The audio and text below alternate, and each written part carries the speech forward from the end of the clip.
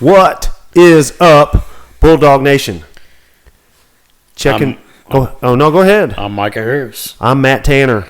Thank you for checking back in with us this week. Episode 74, Season 2, Episode 33. 33. Yep. Who's a 74, Micah? Who's a good 74 74 athlete? Number 74. Number 74.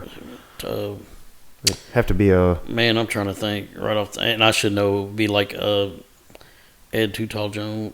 that was 72. 72. 74. I know it'd be a lineman. Yeah, it'd be like Larry. What was that guy's name? Larry. Was it Larry Allen? Yep, Larry Allen. That's it. Yeah, I should have known. Bruce that. Matthews, Merlin Olsen, Bob Lilly. Yep. There's some good ones. But anyway, thank you again for checking in with us. Thanks for listening to us. We've had a ton of downloads from this past week with Mr. Sherman. A very interesting guest. What a pleasure, man. I mean, like it was absolute pleasure. It was good. A lot of things I didn't know. I mean, like I had no idea we had elephants in the field house. Are you kidding me? Me neither. I didn't know that he was kind of instrumental in the early development of the complex. I did not know that.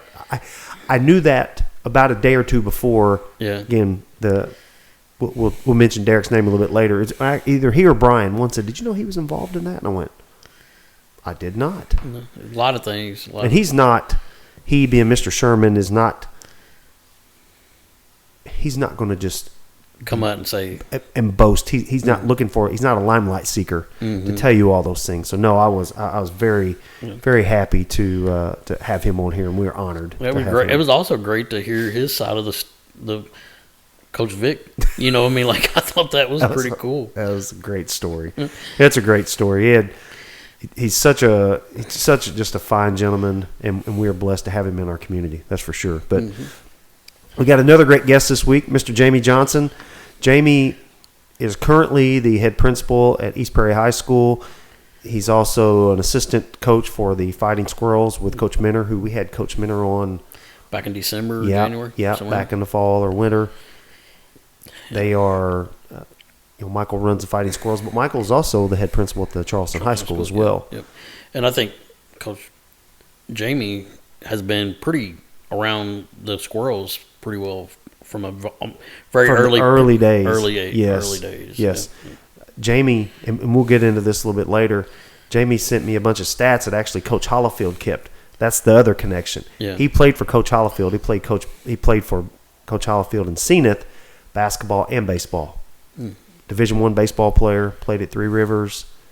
He's a delightful guy, really good guy, great baseball mind. Speaking of college baseball, I mean, like College World Series ended last night. Like, yep. What an underdog coming from like a losing record in the SEC to winning the national championship. To winning the whole thing. Yep. That's pretty impressive. Oklahoma. Yep.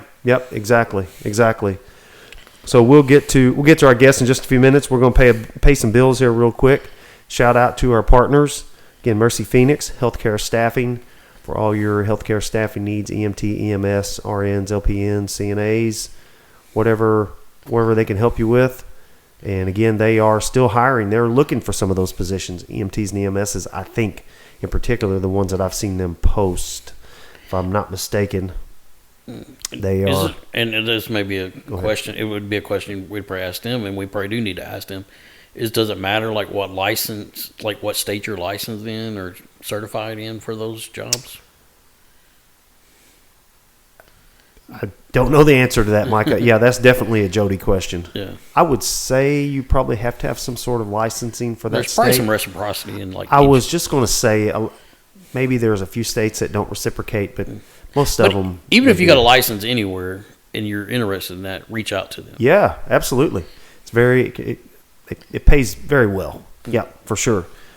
Also, our other partner, Green Grass Guys, Mr. David Bizzle, Mr. D. Bizzle, who D was on just a few weeks ago. What an interesting guy. What a legacy of his family that they followed with all the community involvement and the things that they've done to help our community and help those that are less fortunate, frankly. They have a family legacy of that, starting with... Talked about, like, his grandpa driving around, Mr. Bizzle, coats in the truck, and correct. I mean, all kinds of, And then his aunt, Lynn DeWitt, which is Blake's mom, Blake DeWitt's mom, has the Bulldog Pantry. Yes, carried that on, and Very instrumental in that. yes. Pretty well started. Well, she still runs it. That's exactly right. Yeah. But Green Grass guys, they are your turf management specialist, and they will get your yard in shape. And it is very budget friendly. They will make it work for whatever you need. And he does all the athletic fields here and surrounding areas, all the grass. It looks fantastic. And so we're proud as Pi to have those both of those businesses partner with us. We know that their values line with what we're trying to do, and that's the most important thing for us is that we promote who we not the doghouse, but promote our area, our town, our school. I actually drove by the other day at the complex because I was just wanting to check out the soccer field and the I guess the junior or senior Babe Ruth field or whatever. Yep. It's pretty interesting. Looks. It's top notch. Yep. Yeah, they do. They look pristine. They do just a terrific job. Quick shout outs to Luke. He's getting our cameras and our TVs, and he had a week off. We talked about that when we had Mr. Sherman on. We did it all on computer and virtual basically. But Luke is back at it and getting us fixed up. We're thankful that he does that. Most of the time it's willingly. He normally gives me grief because I tell him awful late, Dad, you didn't tell me he was coming tonight. Sorry about that. Shout out to Aaron for giving me time to do this. Justin, our general counsel and general nuisance, who actually texted me, and he's in Fort Lauderdale, of all places. What? He said he's on some kind of quarterly meeting, I guess, with his company. And I texted him and I said, now, Hannah Blue and Lane Blue are down there. That's where they live now. He didn't reply to me yet, so he knows Hannah and Lane. Yeah. And so maybe there's kind of interesting story with him and Hannah. What kind of? Oh Lord, we're not going to cover that on here. But. Oh Lord, yes, there is. If you guys hear this part, yes, Luke was involved. At the whole Joe, Hannah's mom. It was it's very funny. It is. It's a very funny story. I know Hannah remembers. So, yeah. So if you know her, ask her. That's right. If you know Hannah, ask her what happened. And there was some shenanigans, that's for sure. But it was funny. Shout out to Tucker Cheney for all of his help with our video, helping with the video editing and getting all that stuff on YouTube. Shout out to Deej and Brian again for their knowledge and their history and lore of, again, Sykeston, Southeast Missouri sports. Football, basketball, whatever it is. Very knowledgeable, and I'm very, very glad that they're willing to share it so easily. Shout out to Tyler Anderson, certainly last but not least, and our cool sign on the wall, Doghouse sign up there, and thank you for that, Twisted Arrow Woodworking. Appreciate that, Tyler. Again, like, share, follow, review, comment, post to our content on Facebook, TikTok, Instagram, YouTube. Please, again, those are so important to us. It means a lot. We've picked up a lot of new followers recently on Facebook, and it seems like TikTok is catching. Just kind of, and speaking of that, I mean, like, it seems like more young people are interested in this than what I really originally thought. You know, yes. and that just kind of solidifies why we're doing it. Yes. I mean, because we talk about the history of things that come along, and like I mean, wanting to learn about people like Mr. Sherman and stuff like that. That's pretty awesome to me. I mean, I find that very rewarding. Yes. I mean, yes, it's very important to know our history. We talked about it with football, but I think it's overall we need to know our history in all things. Correct. Well, not to get off topic, so to speak, but I mean that's why the Bible gives us history, so we know those things, right? And all of the lineage, and not just the Bible, but that's why we study history in school, right? I mean, you don't want to repeat some of the mistakes, but you also need to know where you come from, right? And we need to know those things. It's very important. It helps. I mean, it helps determine why we do the things we do. Correct. You know, I firmly believe you're talking about from a lineage of like the Bible is, you know, once you know who you are, you know what to do, you know, yeah. And, you know, many people try to achieve that through activities. I mean, like, and that's not it at all. We do the activity because of who we know, mm-hmm. and that being Jesus Christ, mm-hmm. and that's who gives us our identity. Mm-hmm. Well, even when the Biles twins were on, you know how they talked about they got their name, mm-hmm. and or no, it wasn't. That was it was Ken Hollow. Oh, the yeah, Barker. Yeah, the Barker. Yeah. Yeah, he was talking about this is your daddy. This is your grandpa gave you that name. Your daddy gave you that name, mm-hmm. and so that's who you represent, mm-hmm. and it's your history. Mm-hmm. That's what. So all that's important. Well, I think who was it that? Oh, I think it was Coach Pratt when he came on and talked about, you know, there's something about Sykeston. Yes. You know what I mean? Like, you know, a Sykestonian from a lot of places. If you meet one, you know who they are. You know, I mean. That's right. I think it was Coach Pratt that talked about that. It was. That's exactly who it was. Yep. So it's important to that, and you're right. Thank you, going back to that, thank you for liking, sharing, following, mm-hmm. commenting, all of those things, reviewing us. It's very important, and we certainly appreciate that. You can catch our podcast on Apple, Spotify, Amazon, iHeartRadio, and a whole host of other podcast sites and mediums. You can also catch us on the embedded player on our website, thedoghouse.buzzsprout.com. If you need to reach us by email, it's doghouse.sykeston@gmail.com, or you can send us a message through TikTok or Facebook Messenger or Instagram, or send a message to Micah or me individually. Certainly see us out and about, say something to us. That's right. Easy to reach. Got any shout outs this week? I know you had one last week. If you got another. I got my wife. Right. Right. I enjoy her. Allowed me to have time to do this. I think they're out eating pizza tonight for they are. I saw her share that. Yep. Thing. I think they're doing something for the youth or whatever. Right. Helping raise money for youth. But anyway, I think she's going to actually bring me some pizza home, supposedly. So I appreciate her thinking of me and allowing me time to come over and do this today. Yeah, me too. Matter of fact, she even picked the dog up from the daycare. Oh, even better.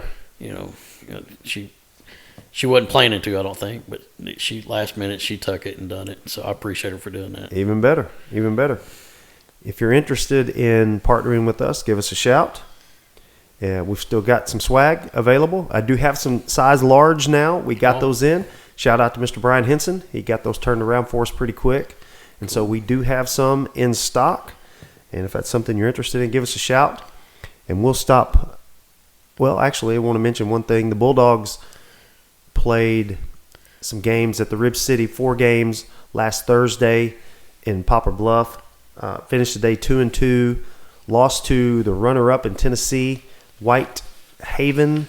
They got second last year. Are they out of Memphis? Yeah. They're out. Yep.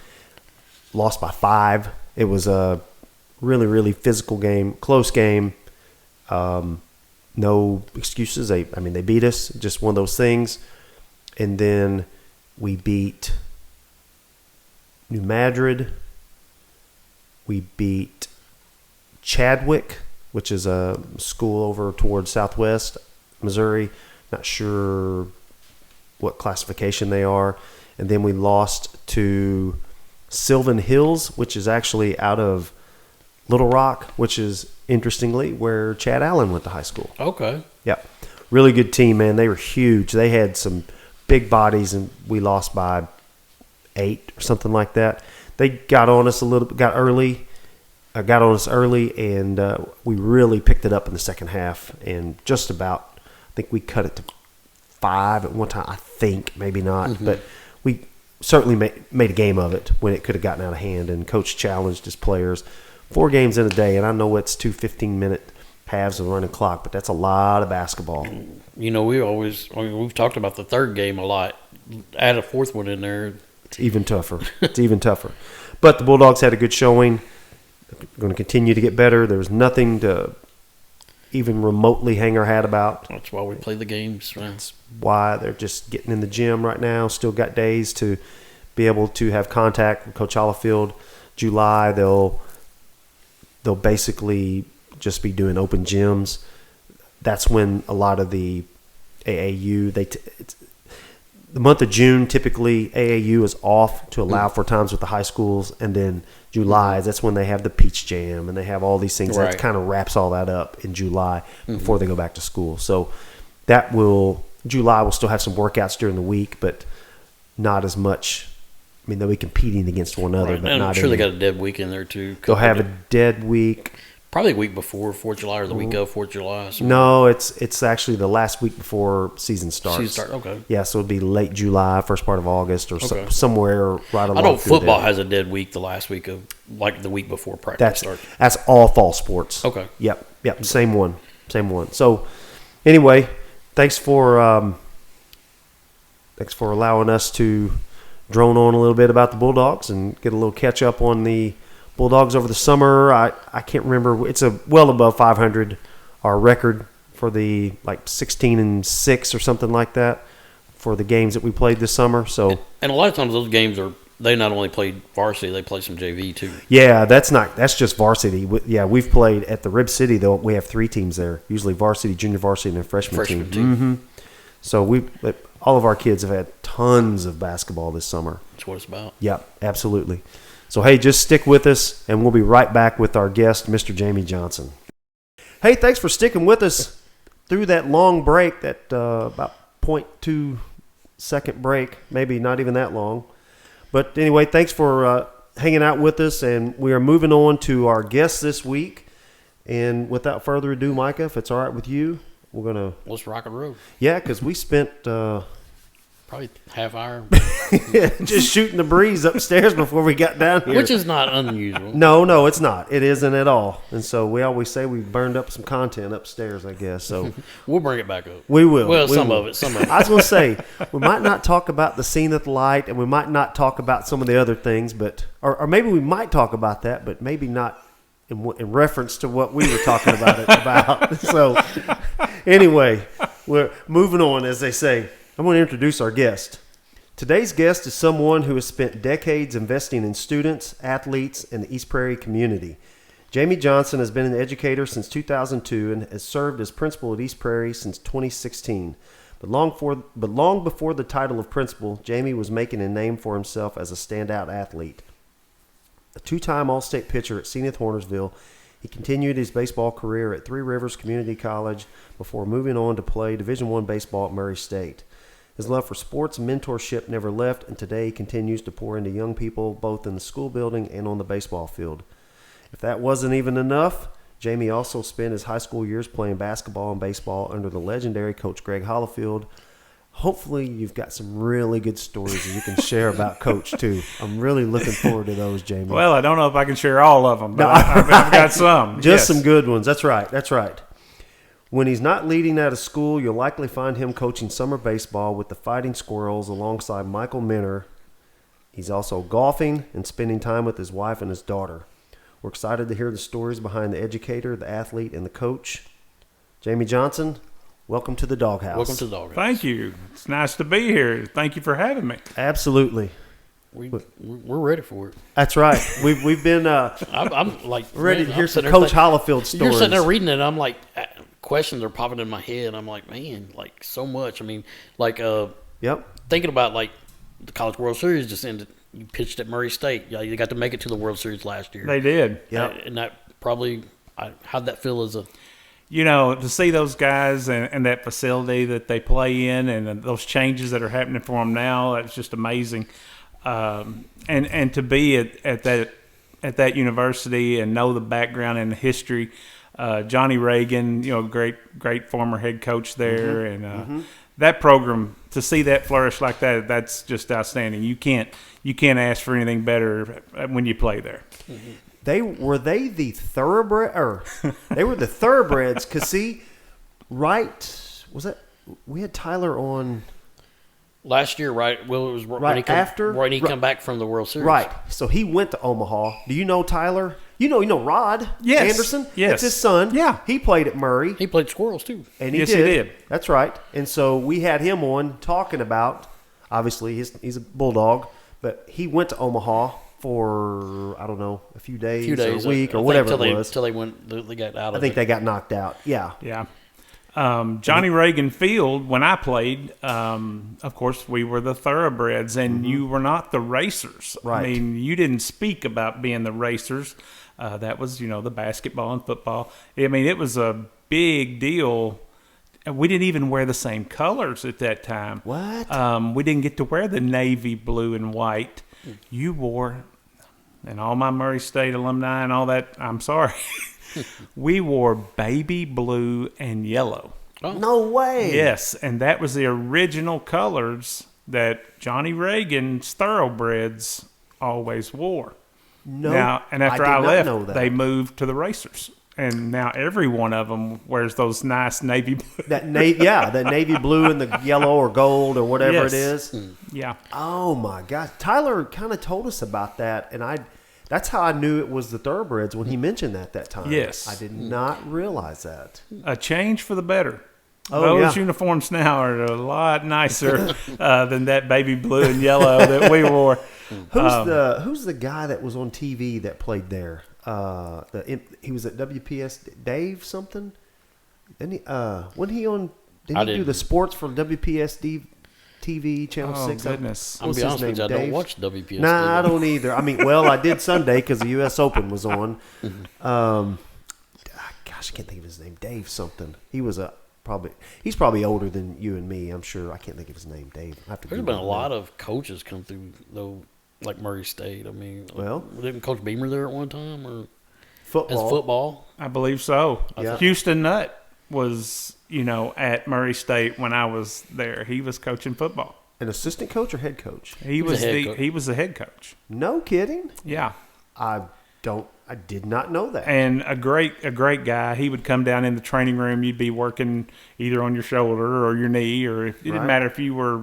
It didn't matter if you were a baseball player or football. He would always stop every morning and say hello to you. How's it going? Great motivator for the whole college. I mean, Really? yeah, he was very personable.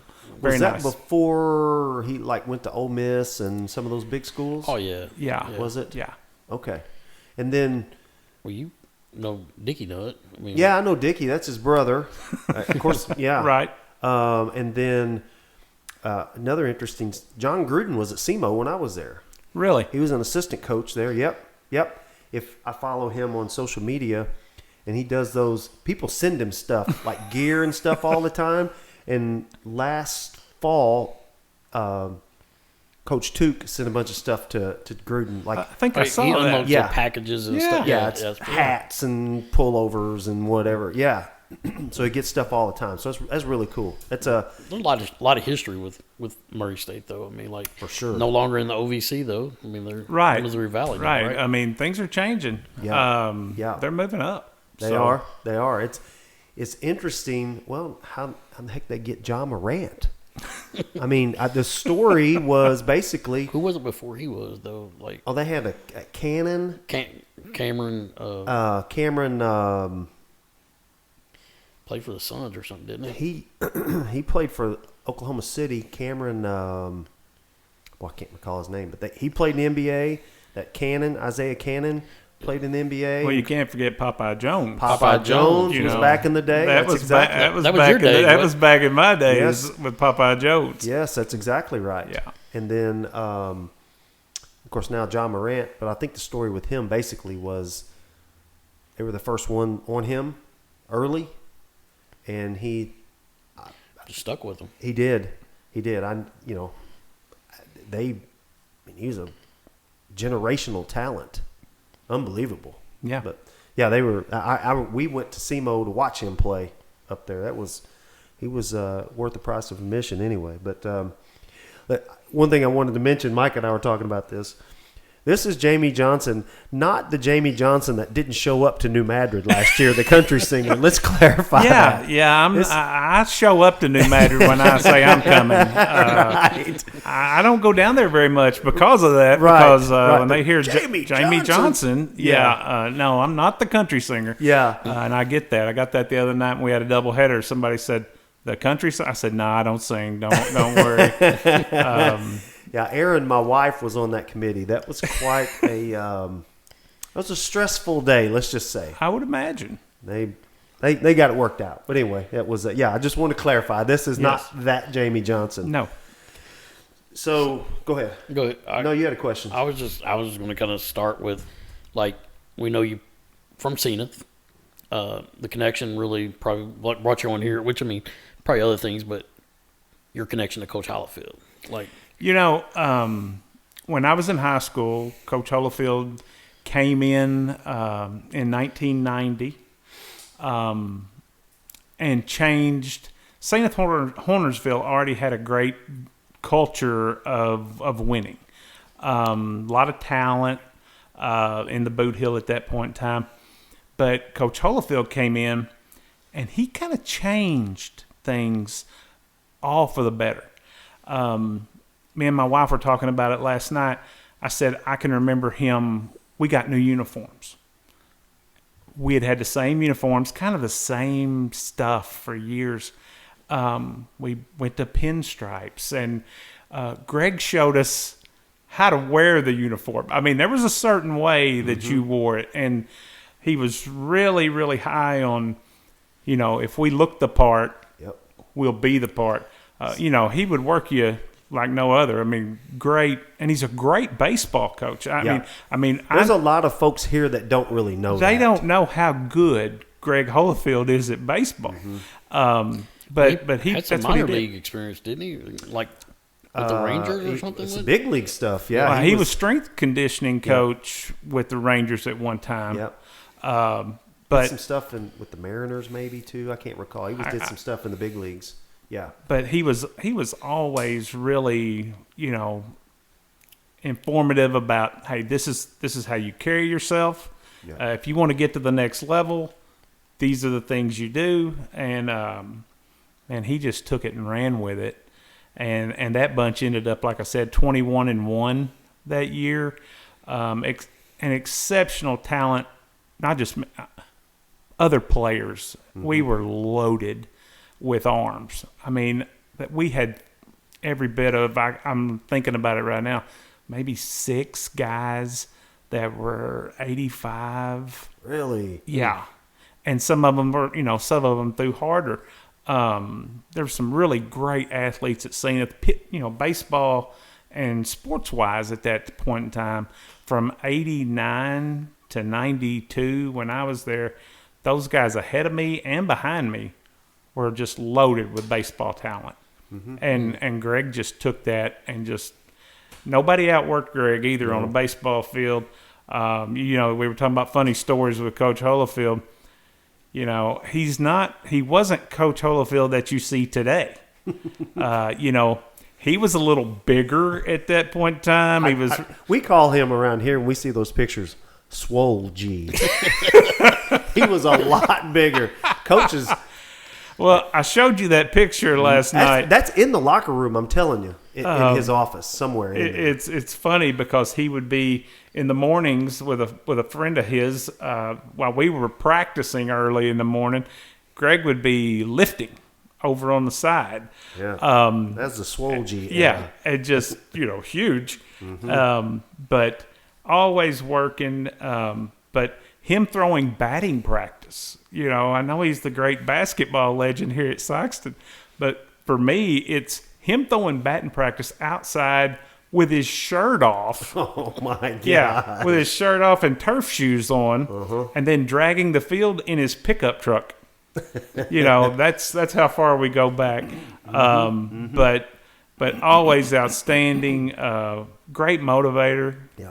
And was always talking to you about, hey, what are you planning on doing? Where do you want to go? He would ask me those questions. He'd say, give me a list. Give me a list of local places you might want to go. And he said, then give me your top 10. And he was nice enough. I mean, we took care of those letters. I made connections at Arkansas. I had connections at Mississippi State. And it was all because of Gregg, because he kind of started that on the track to go on and go to that next level. And that's what he expected of you too. You know, he would work you and get you prepared. And that way, when you weren't on the field or if you were on it didn't matter. You were prepared for that next level. Kind of, where'd your love for baseball come from? You know, I would have to say my dad. He played with several people that played semi-pro. You know, this is going to go way back. There was Don Kessinger Sports Camp, which was down at Braggadocia. And great players like Mark Littell. My dad caught Mark Littell in '71. He's from Gideon. He's played for the Cardinals. Cardinals and Royals. Randy Smith, who was the #1 draft pick of the California Angels in '71. Was he a coach down there? Oh yeah, I was. I think Gregg played for Randy. I think Yes. I've heard him mention that name. Oh yeah. Okay. Gregg and Randy are great friends. I played for Randy when I was 14 years old in Legion Ball. So they all knew each other, but I would ride along. My dad was an official too. He umpired. I would go to these games when I was little, and he'd be officiating. I'd be sitting in the bleachers watching or whatever, or playing cup ball with my friends or whatever. Anything you could get a stick and something you could hit. Yeah. We were always doing that. But we went to all these games, and then, of course, I started playing, and he was coaching, and it just kind of flourished, and everything was baseball. And it was tough. Now, my dad was not one of these. I say it. These parents today are a little different than mine. Same. I wasn't allowed to go out on Friday nights until I took 100 swings both ways. And he brought me the biggest Mickey Mantle wooden bat with the fattest handle I'd ever seen in my life. But I would swing that before I could go out. And he'd say, "Did you get your 100 swings in?" I'd be like, "Oh, yeah, I did it." And he's like, "Hard?" So I'd be like, "Well, no." "Well, you better get out there and get you another." So it was just things like that. He had very high expectations for me. He was never easy on me. Not, some people would say abuse. But, there was some tough times where he was just preparing me for when things got tough. And it's made me what I do today when I'm coaching kids. It's so easy for a kid to always have it easy. It's when they run into that adversity, either at the next level or higher. At some point, you're going to hit it. They are. Yeah. And we see that in the summer ball with the Squirrels. Not all these kids, they're so used to being the one or the star, and now they run into a little adversity. And they've got to know how to handle it, because we all hit it at some point where the talent level is equal or better, and you've got to figure out a way to compete. Blake talked about that on here when he was, early in his career. He kind of hit a lull and was having a hard time and had to fight through it. And he was talking about how he called it removing the doubt. He just kind of continued, like he said, but he had to do that on his own. Sure. In the major leagues. Like minor leagues. And he said, like, they gave you a workout, but it's up to you to do it. Right. And that's what we try to tell our kids. And what I try to pass on is, when I'm coaching or helping them with pitching mechanics and things like that, everything I use is so they can use it when I'm not there. So they can make that adjustment on the fly, because they may not have a good pitching coach in college, or they may have a great one.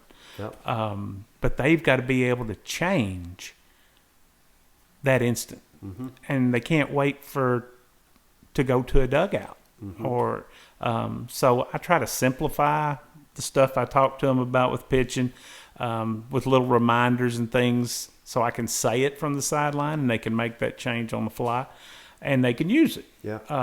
I have kids that have been pitching for years that'll call me and say, "Hey, coach, this is what's happening," and this is on the phone. And okay, well, so can they? This happens in golf. Of course, Jamie's a avid golfer like I am, but now with the advent of phones and iPads and stuff, can they video themselves and send it to you? And you go, yeah, yeah, you're not in the arm slot or whatever. Your arm's too low, too high, elbow. You can look at that stuff and make some adjustments. With that. And I always say this too: your connections, and no one has all the answers. Mm-hmm. But I've always been willing to find them. Mm-hmm. I've got a cousin who is was with the Cleveland Indians organization as a top scout. I can send him things and go, "Hey, have you look at this? What do you see?" And JP will shoot me right back. I mean, it's instantaneous. He'll say, "Hey, man, that arm slot's bad. You got it's his head. His head's tilted. We got to get that fixed." So to have those connections and be able to make a phone call has always been really nice. It's been really nice to be successful to be able to do that too. Right. Now, how long have you been with the Squirrels? We were talking about that before you got here. I think this is 10 years. Oh, okay. Because how old is that program? It's right around 20. I believe it started in 2005. Oh, okay. Yeah. Because I got a shirt the other day and it says established 2005. Okay. But yeah, when I was coaching Legion ball, that's where I ran into the Squirrels. And I'd been coaching Legion ball for a while, probably 10 years at that point. And then I look up on the schedule one day and I see Dunklin County versus Charleston Squirrels. It didn't even say Fighting at that time. Right. And I'm like, who in the world are the Fighting Squirrels? I've never heard of this in my years of coaching. So, and I ran into Michael, and I'm like, did you know him before then? I did not. I did not know of him. He's a Cape kid. Yes, and he's a Cape kid. And we played Cape every year. We were in districts with them. Yep. I'm sure, Steve Williams and all those guys that were up there, I know we've crossed paths before, but we really made that connection when we started coaching against each other, and it was always fun. Anytime you're coaching against Mentor, it's fun. And it was always a question, who was going to get thrown out first, me or Michael? And more times than not, he beat me to the punch. He still does it today, but hands you the lineup card and walks out. Yeah, he's done that to me a few times, but and I've done that too. So we always say it that the umpires in the area probably just shook their head and thinking, "Oh my gosh, we got Michael Minter, and now we've got Jamie Johnson together. Oh, this is not a good night." So, but it's worked out well. When did you start coaching Legion ball? I started coaching Legion ball in 95. Okay. Randy Smith had just started the Dunklin County American Legion. That was at sponsored by like John Deere or something? First year we were sponsored by Skeeter Kell. Okay. And then later years it came, my teams were sponsored by, it's Legacy Equipment. Yeah. Yes. Yeah. That's it. Jeff Basil from Kennett. We had Trey, and they were nice enough to fund that. Yep. But we were always Dunklin County. Yep. We were Unico Bank and things like that through the years. But 95 was the first year, and Randy Smith started it. Good guys were always really good. Really good. And they were. And I was coaching. I was Randy's one of his assistants that first year it started. We had David Nail. Chris Sledge and people like that. And those guys played. Yeah, those guys were all there. And then in 96, I went to Paragould, which was where Randy lived, and I took the Legion program there. So sponsored by Dr. Pepper. And that was Paragould Dr. Pepper, where I had played Legion ball for years. Quality organization too, by the way. Yes, it was. I can attribute a lot of my success to Bill Shatsley and Randy Smith, who always coached. And Bill Shatsley is a name from up here.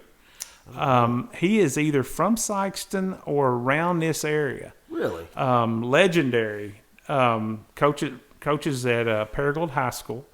Does softball now. But Bill Shatsley, if anybody in Southeast Missouri hears his name, he is famous in that area for coaching. But I went there in 96. I was there for 97. And then in 98, Randy called me and said, "Hey, I'm going out to pro ball with Kansas City. You want this Legion program?" And I said, well, I wouldn't have to drive to Paragould every day. So we swapped. And I took the Legion program in 98. And it was... Where did y'all play out of? It was out of Senath. Oh, okay. Yeah. Okay. Yeah, Now, is that still a program? Because you still... No. When I left to be an administrator at Charleston, I guess that was 16, right there. I was going to be the assistant principal at Charleston High School. And when I left, the program folded. And they haven't had one since. It's struggling here, too. And I don't think we had one this year. I mean, it was when you and I played, and we've talked about this before, that was where the kids played. Yes, and that was your upper-level talent it played. Was Legion, and it wasn't. We didn't have to compete, so to speak, with travel ball. And I guess that's the generic term for it. Sure, but all the different teams that are available for kids to play on, and that's fine. But yeah, so is Legion ball still? I mean, like I know it's still a thing, but I mean, in this area, it's kind of changed, hasn't it? In the state of Missouri, I believe there may be anywhere between 60 and 80 teams. Oh, wow. When I was coaching, there was 160. Yeah. AAA Legion teams, which was your older teams. Yeah. But I had a great drawing area. I mean, I had Poplar Bluff. Oh, I didn't realize you had that. I got that when Poplar Bluff's Legion program folded, and they moved to Senior Babe Ruth. Mm-hmm. Well, so I got everybody from Poplar Bluff, Neelyville, over to over to Portageville. So I think we had Dexter. Yes, y'all did. But I got Portageville and anything south. Wow. To the Missouri state line. That's a huge. Oh, yeah. So able to get great kids, think about it, anybody's number 1 or 2 from down there was secluded into that area. Yep. So all of those kids, we would have tryouts, and I'm like, I'm cutting 8 kids that could probably be playing somewhere else. Yep. And speaking of that, that's how Michael started competing. He came down, started stealing, and he got some pictures, especially one from Risco that just absolutely shoved it one night against me. And I started going, that kid should be playing. He should be playing for me. And Michael just smiled, and he knew already. I mean, he was absolutely loaded. But those kids started migrating north, some of them. And of course, they could choose. There were 2 different organizations. Sure, absolutely. Yeah. And Michael can communicate, and he can talk. Communicate. That's a good way of putting it. Yeah, it's a great line for Michael. We've talked about that on here. He's made it. Well, the attraction of like the uniforms the having gear and affordable, all the above. I mean, not only that, you get a good coach. And the families don't have to travel to Cincinnati or Louisville or Tulsa or Oklahoma City, or you can travel within probably an hour here or 2 hours or whatever. Yeah. But when you first started playing, though, like they'd show up at a Legion tournament as a Babe Ruth team. That had to probably be mercy. rough. Those were some tough times for Michael. When we talk about it, And we do. We have truck rides home every night after ball games. And We read his post every night. I'm telling you, if we ever mic that up, and mic some the season reality up, TV. I have told him. I said, "Hey, man, we could sell this. There's no doubt." You'd have to have a bleeper. Yes, we would definitely there'd have be to. There'd be some. It'd have to Y'all, be rated. y'all are educators. That's true. It's going to have to be on Netflix. That's where it's going to have to be. But because some of those conversations you just can't put anywhere. Netflix, that's funny. But we've talked about it, and you would see them. They were the fun bunch. Yeah. They would show up, and you're like, well, golly, these guys are crazy. And now they took some lumps for some years, but then they started getting better. Yeah. And to see what he's done with that program is amazing. Yeah. I mean, to win a World Series is unbelievable. But that program to see what he has built and how it's grown, people have no idea. I remember when he first started, it was like Kelly, East Prairie, and Charleston kids. I mean, that's pretty well what it was. And then he finally started getting some kids from Sykes, and then, like you said, from all around the area, and it just kind of grew from there. Well, I mean, you go all over the country now, and I've been places that I'd never seen before in the United States, and you'll see a Squirrels hat, or you'll see a jersey, and you're like, where'd you get that? And they'll say, oh, I got this, I was at a regional or whatever, and I'm like, I coach for them. Like that, and he's like, "You're kidding? Can you get me some more stuff?" And I'm like, I know a guy who can get you anything you want. But yeah, all the uniforms, But what people don't see is how well he treats those kids. Yeah, it's a lot of money that comes in. I know with all the sponsorships and everything that he does, fundraising, but what they don't see is that every bit of that money goes back into those kids. Yeah. Whether it's their hotel rooms or it's their food whatever. On the road. I mean, we may be going for a doubleheader, and Michael will just pull over here at this gas station, and they'll go in, and he doesn't limit them. He says, go get you something to eat or drink, get what you want. And they do.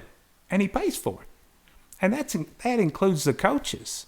Now our staff doesn't take pay for coaching, and we haven't. But I've never been out a nickel. That's what I tell people. That's good. I've never been out a nickel to coach for the Squirrels. I get hotel rooms. My dinner has been paid for. My wife and daughter have been taken on the road with me to regionals. You can't ask. Yeah. They say, why do you coach with them in the summer? Aren't you tired of that? How can you get tired of that? You get to wear a uniform every day. You still get to put your turf shoes on, and you get to coach with a great friend who there is no telling what he's going to say or what's going to happen. There's some stories shared off the air that we couldn't get on here. We had some good ones too, didn't we, Micah? Yeah, I bet. But yeah, it's a great experience. Kids. He makes sure that those kids act right on the road, so they know how to act. And I always said this, be able to act and do right. Yep. That's a big part of it. Yep. And his kids always do that. Yeah. Yeah. Well, they're representing him and the Squirrels, but they're representing where they're from and their families and all that stuff. And so, of course, he teaches that to his high school kids. I mean, they play baseball for him in high school, but he also teaches that now, and that's a hallmark of a good leader. And I know you do the same, and I know you buy into that. Well, and my role with Michael is different than when I coach Legion ball. I don't have to deal with parents. I don't make the lineup out. I teach pitching. I'll help I'll help your hitters. Me and Michael talk if he wants to ask or something. That's fine. I get to handle all conditioning. So when Michael's on the radio, I get to handle conditioning. So if they don't act right or it's something I don't approve of, we'll go handle that out there, and they know that. Oh yeah, they know that this is a way that we act and that we carry ourselves, and that's we'll have big. a good time. But you're still going to act right. Absolutely. And in this day and age, we're seeing more teams with the yelling and the hooting and the hollering and the ugly comments toward the other players. You know, back in my day, you might have heard that. But you get some chin music. And I could kind of throw it where I wanted it, so Same. I could send a message quick. Yep. And Yep. and in this day and age, it's ugly. Some of these places don't make their kids act the way that he does. Yep. And that's not good for baseball. No, it's not. And I like too that like he often schedules double hitters so that kids get to play. Sure. I mean, Yep. a lot of times the ones that don't play the first game play the second game. Absolutely, every night. I've noticed that. Been around he's been doing that for years now. I mean, And we've had, me and him have had disagreements about that. You know, where he's like, and that's his philosophy.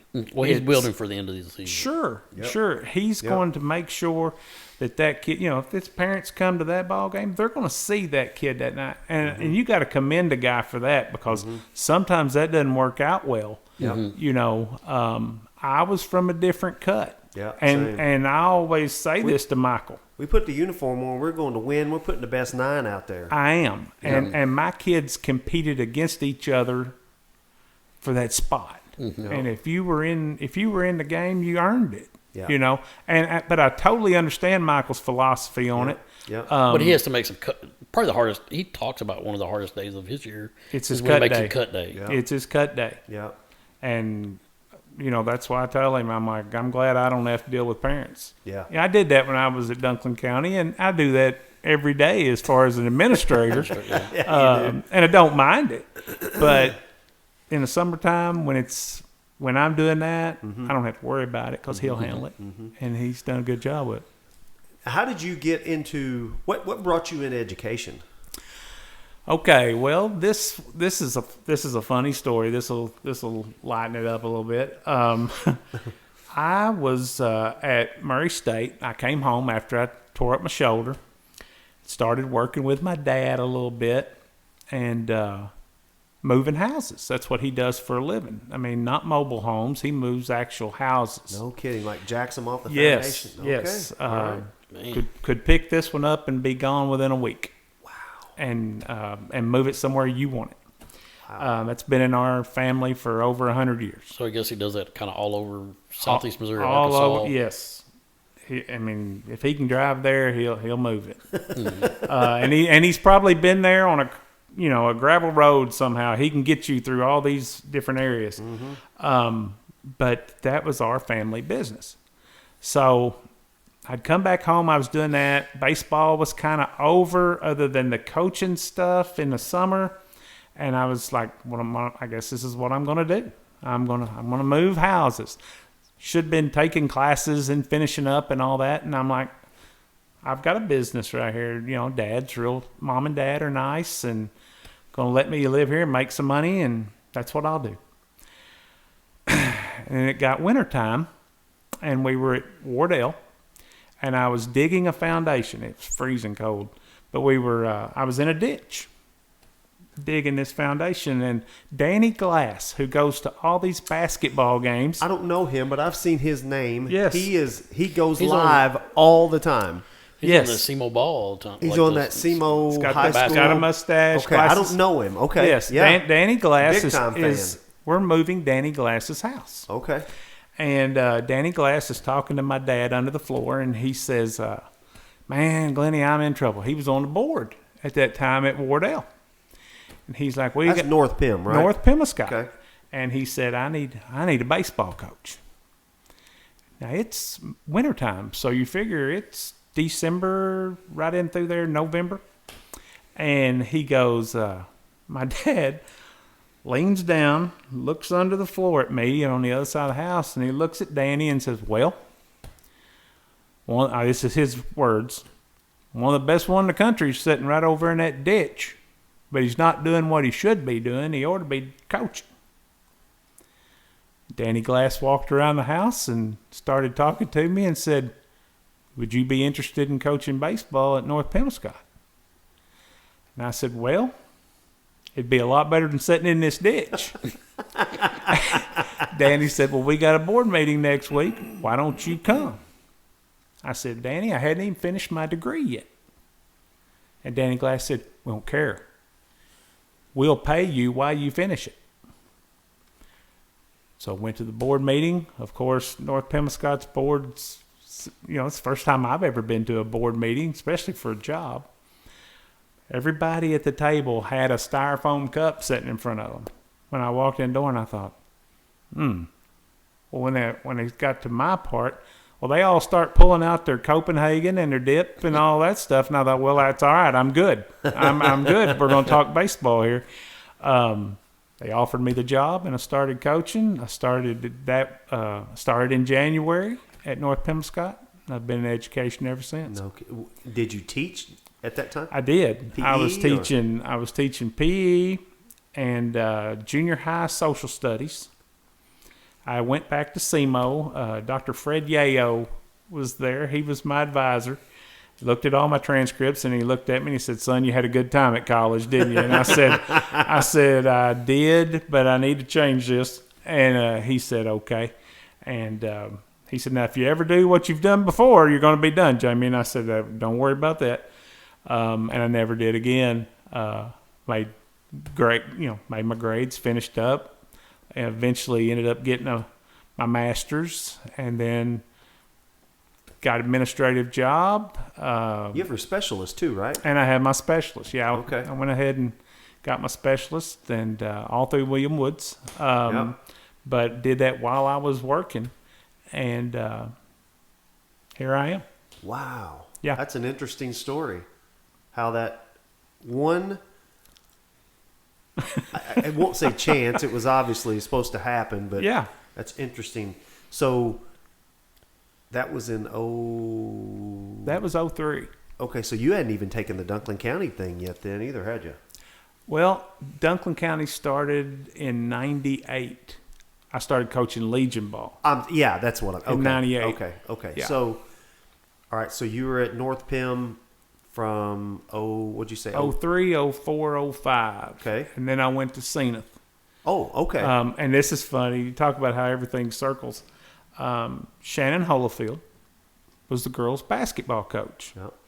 I've heard some stories about her too. Hard worker, stomping. That's where Greg learned the stomp. I'm telling you. Stomping with her heels on. Greg learned that stomp from Shannon because he would take that. He would take those dress shoes that he always wore because he's. Oh, he's got to look good. Now if you want to go really far back, when we saw Gregg Hollifield, he had a nickname. Oh boy. Now, of course, Bull Durham is my favorite baseball movie of all time, but. Clint Harris, a player of his who was the Blue Angel at one time, called him Crash. Okay, Crash Davis, like Kevin Costner, because that's kind of how he was, kind of suave, and hey, he dressed nice, and now he's kind of GQ'd it a little bit since he come up here. Oh, he has. But Coach Vogue, as we kind of called him back there, he was always big time. Coach Vogue. Did he know y'all called him that? I don't think he did. That's what I was going to say, because if I ask him, he'll say he'll give me like, the Joe Pittman. Say what? But yeah, he always dressed really nice and all that. That was just kind of the way it went with Greg. So you were back in Senath. Went back because Shannon, who had been coaching girls basketball, was going. I don't know where she went from Senath. What year was this? That would have been 05, 06. Probably come here. Might have been. That's about the time they met, and that's real close to the time she came here. Because I came to Senath to coach girls basketball. Oh. Yeah. Okay. And then Randy Smith was the head baseball coach. Okay. So I just stepped in and I was helping Randy. I was his assistant. And then I coached the girls. And that's how I got back to Senath. Okay. And you were there for how long? I was at Senath for 8 years. Okay. Yeah. Won a district championship with the girls there. And wow. Congratulations. That's awesome. Had some really great kids. And then the final 2 years I was there, I was the head coach of baseball because Randy Smith had retired. Okay. And And then the opportunity came at Charleston to be the assistant principal. And you were you already kind of linked up with Mentor at that point? You knew him. Just coaching against each other and friends. You weren't coaching the Squirrels then? No. Oh, okay. No. Well, see, he wasn't in administration then. He was just he was he was a teacher. Was he the athletic director then? He was the athletic director. He was the art teacher when I got to Charleston. Yeah. And so I came in as his assistant principal. And, I'd get to see Michael in the classroom, and Michael would be walking around on top of the shelves. There would be shelves around his room and tables, and Michael would be standing on those talking to kids. Oh, my God. And if you've never seen that, that's a sight for an administrator to So walk I can in. imagine. Is the art room still where it's always been kind of back going out towards the VOAG building? Toward that back exit, yes. Yeah. Like where you come in when we go to the 6-man. Oh, yeah. Back door. On those back door? That was Michael's room. Yeah. And heavens. that was the first time I got to see Michael in the classroom, which those kids at Charleston. Oh, I'm sure they love him. They absolutely adore him. Yeah. And I can say this, me and Michael have spoke about this before. There's so many stories that people say, and they talk bad about that school district. I had some of the best and funnest times being an administrator at Charleston. They had great kids. Teachers were great. I really enjoyed it. I enjoyed teaching and being an administrator with Michael. And your wife is from Charleston. Yes. Yeah. Yes. And at that point in time when I took the job at Charleston, she took the middle school math job at the junior high at East Prairie. Oh, okay. Yeah, because she was going to stay back at Senath and teach where she was teaching when I came to Charleston, because I had family, her family at Bertrand. Yeah. David and Carolyn were going to let me spend the week and stay all night with them. Yeah. And then drive back. But it worked out that she was able to come up with you. It worked out. We moved. It was really, there were some positions and things like that at Senath for administrator jobs, but I was coaching. I was coaching girls. I was coaching boys. I was driving a bus in the morning and in the afternoon. I was teaching government. So you might have been home more by taking the job at Charleston than. Holy moly! Well, and I was doing all those things. And they had some administrator positions come open. I was doing the assistant principal job, but I wasn't in that title. Yeah. And then some positions got taken, and Leslie was like, do you want to be an administrator? I'm like, I think I do. Mm-hmm. And I said, put my name out there. Let's see what happens. It's remarkable. I mean, that happened within 1 week. What? Yeah. That you got the job and Leslie too? When they made the decisions on the administrators, some people got those spots, and I wanted not to just coach there forever. I wanted to coach. And I told them, I said, I'll coach for you, even if I'm an administrator, whatever you need. But that didn't work out. Mm-hmm. So I had to make a decision. Good Lord's got a way of doing stuff where you're supposed to be. Yeah. So it's funny, and I always say this, and I've told others this. I was at the baseball field in my truck the night of the board meeting when I got the word from the superintendent that I didn't get a position for an administrator. Mm-hmm. And I went down. It was 3:00 in the morning, and I'm at the stop sign, and I said, and I did. I said, Lord, if you don't want me here, I'll never forget saying it. I said, then show me what you want. Mm-hmm. And the next morning, me and Leslie were talking, and she was a teacher there at that time too. And I said, I think I'm ready to go. And she said, you're serious? I said, I'm ready to go. I said, you find me something, and let's see what happens. Tony Watkins was the superintendent at Charleston. Mm-hmm. Leslie I didn't even do this. Leslie sent my resume. Oh. That morning, I was already a little upset anyway. Now I look back at it, you mature and you learn. Right. Phone rang in my classroom. It's Tony Watkins. He knew me from when my dad was officiating at North Pemiscot when Tony was coaching there. I didn't realize Tony coached there. Yeah, Tony coached boys basketball at North Pemiscot before he was an administrator, way back in the day. Well, he said, "Why don't you come work for me?" And I said, "Tony, where are you?" Mm-hmm. He said, "I'm at Charleston." He goes, "Let's just set up an interview for Thursday, and you come up." Came up to Charleston, met with him and a man by the name of Daryl Hoppy, who was the assistant superintendent, and Kathy Jo Browning, who was the high school principal at that time, and they offered me the position. And I told him I couldn't. I said, "Not without speaking to my wife." I said, "There ain't no way I'm without Leslie's input on this." So on the way home, I called her, and I said, "Hey, they offered me this spot." And she's like, "Well, if it's what you want to do, I'll support it." Within a week, my house sold. Oh, my gosh. I mean, we just put a sign in the yard. Guy walks up to me at Casey's and says, "Hey," he was my neighbor across the street. He said, "Is your house for sale?" I said, "Well, yeah, the sign's in the yard." And Clint Harris's older brother, Bill, who was my neighbor, bought my house. Really? Took care of all the paperwork, and within 3 days, my house sold.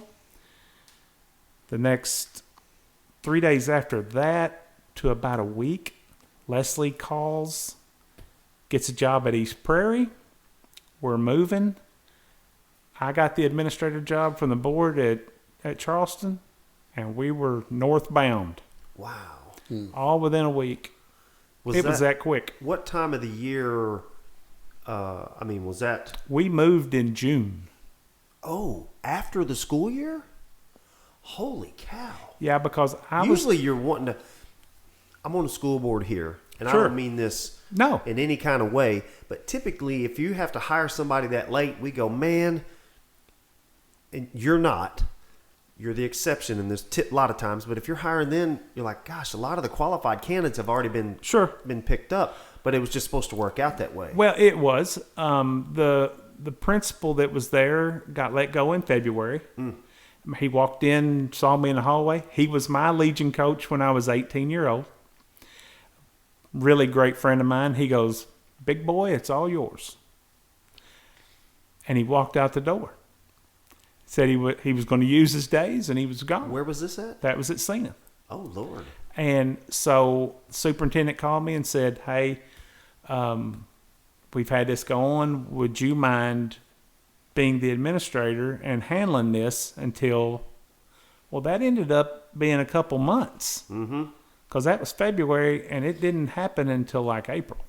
Well, but you didn't even apply for the Charleston job till after the school year. That timing on that, April was kind of when that all went down. Okay.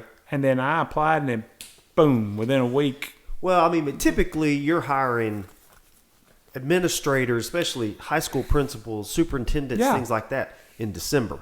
That's kind of all of that. Yeah. Because you're getting set up for the next school year kind of thing. You were kind of past that window. That's interesting. Yeah. That's interesting. But that's how it happened. Wow. And, you ask, you will receive. That's what happened, and it happened quick. Yeah, I guess. And, hey, it's Senath-Hornersville is still home. Sure. I still love that. There's people down there that I love. I really appreciate the time I was there. Of course. But me making that jump and just taking that leap has worked out wonderfully. I couldn't be any happier than the way it has worked out. And then you were there, you said 3 years at Charleston? Is that 2. Right? Oh, 2. I was at Charleston for 2. Okay. And like I said, Leslie got a job at East Prairie, and we moved. We moved to Charleston first. Leslie drove to East Prairie. She was teaching math. We brought Ann Lynn, who's, of course, now a senior at Arkansas State University, psychology major, but she was in 3rd grade. And she went to school at East Prairie. Okay. And administrator position came open 2 years later at East Prairie. They asked if I might be interested. I applied, and I got the job, and I've been there ever since. Did you go there as principal at the high school? I was the assistant principal at Charleston, and then I got the high school principal job. I'm sorry. Oh, yeah. So you went to East Prairie, started as the high school principal. Yes. Gotcha. Yeah. Okay. And that was in 16? I believe that's right. Okay. Yeah, 15, 16, right? Yeah. Okay. And so you've been there 10 years. 10 years-ish? 10 years. Yeah. You starting your 11th, right? Yes, this will be the 11th. Wonderful district. Of course. I always draw comparisons. East Prairie feels like home. It feels like Senath-Hornersville. Yeah. The colors are even the same. Right. It's red and black. Right. The hallways are painted the same. The lockers are the color. I mean, the comparisons it's uncanny just how close they resemble. But we've got so much family that's in that district. My mother-in-law, Carolyn Peters, taught 2nd grade at East Prairie for like 34 years. Oh, God. Legend. Anybody can teach 2nd grade for that long as a legend. Boy, you got that right. You're right. Yeah, absolutely. You got that right. But, I've got a brother-in-law that's a football coach, and Ian Penrod, and, I've got nieces and nephews that are coming through that school district. So, and it's been absolutely a great place to work. I mean, I've got Dustin Hicks as my superintendent, the best superintendent I've ever worked for, bar none. Where's he from? Bloomfield, Bernie. Where was he before he came to? He had been East Prairie long, right? I mean, 3 or 4 years. Talking 4 years. Has it been that long? Okay. Yeah. Okay. He was at Bernie. Okay. I know he was at Bloomfield. He coached a little bit at Bloomfield before. I'm coaching his son now with the Squirrels. We've got Leighton this summer. But Dustin he's really instrumental in that new football field at East Prairie with the turf. Really nice. And that's really nice. all the facilities always look great. He does an outstanding job. Since you've been there have been a lot of upgrades. Oh, from absolutely. Like junior high and stuff like that been redone. Oh, yeah, without a doubt. New buildings, new facilities. You passed a bond? Didn't y'all pass a bond did. a couple years ago now? We did. And there's a lot of upgrades. We have one of the best vocational, VOTEC kind of FFA, Agri. Do you send your VOTEC kids to here? Yes. Are you sending school here? Good. Yes. Okay, yeah. perfect. They love it. Yeah. And it's a great experience for them. They really do enjoy. FFA's always been really big down. I mean, we've got 135 kids in the FFA. Wow. Out of 312. Wow. It's Kevin Small's son, right? Rylan, yeah. Yeah, he does, phenomenal stuff with those FFA kids. Mm-hmm. And the bass team, right? Yeah, the bass team has done really well. We have a bass team, bass fishing team at East Prairie. Is that a MSHA sanctioned I think it is. activity? I believe it is. Really? I didn't know that was I haven't gotten asked on one of those trips yet to go supervise the bass fishing trip. That's where you want to go, right? They go over to like Table Rock and everywhere, don't they? Yeah, they go all over the place. Oh my gosh, that's awesome. Got their own boats, and it's awesome. It's been going on for... we've had it several years now. That's awesome. I want to take us back to some baseball stuff. I want to mention we talked briefly about Jamie being I'm trying to find this while I'm scrolling here. Two-time All-Stater.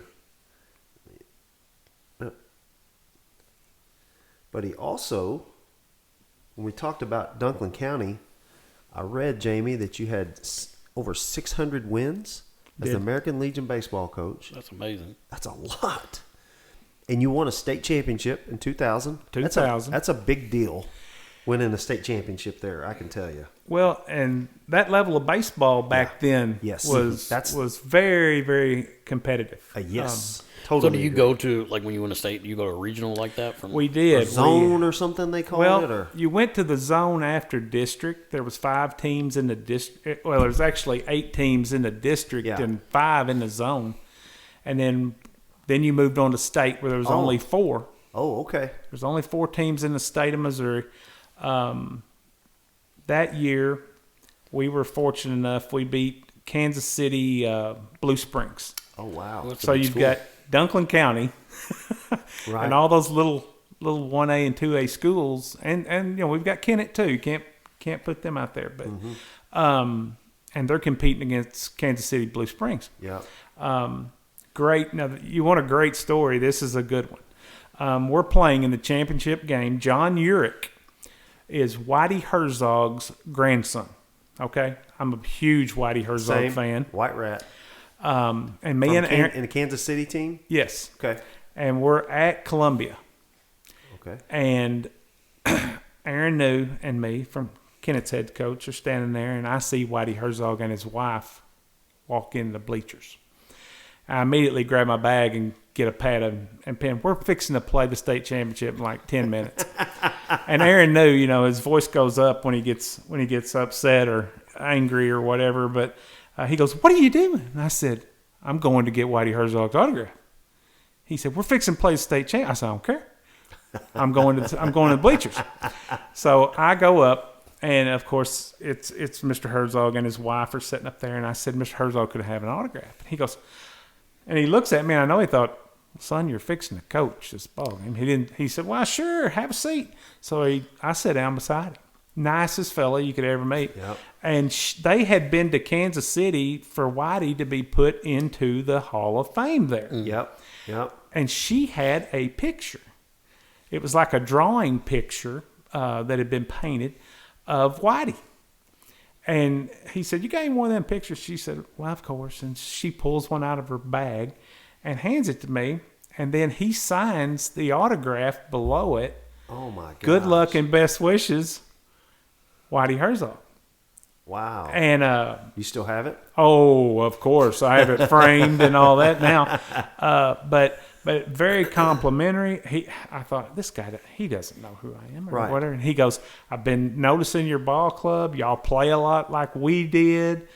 He said, "You have to run and bunt and small ball and hit behind the runners and all that stuff." But coolest thing ever. And then, of course, we beat his grandson.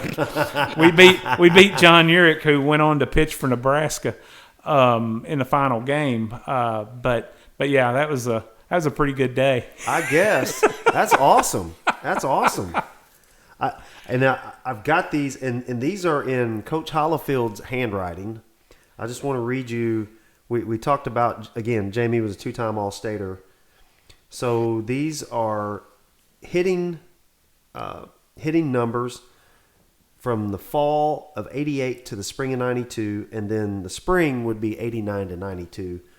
So the fall, the small schools, like in the Boot Hill we talked about earlier, don't have football, so they play fall baseball, which like Bernie does, Cooter does, a lot of schools, small schools down that way, they don't have football.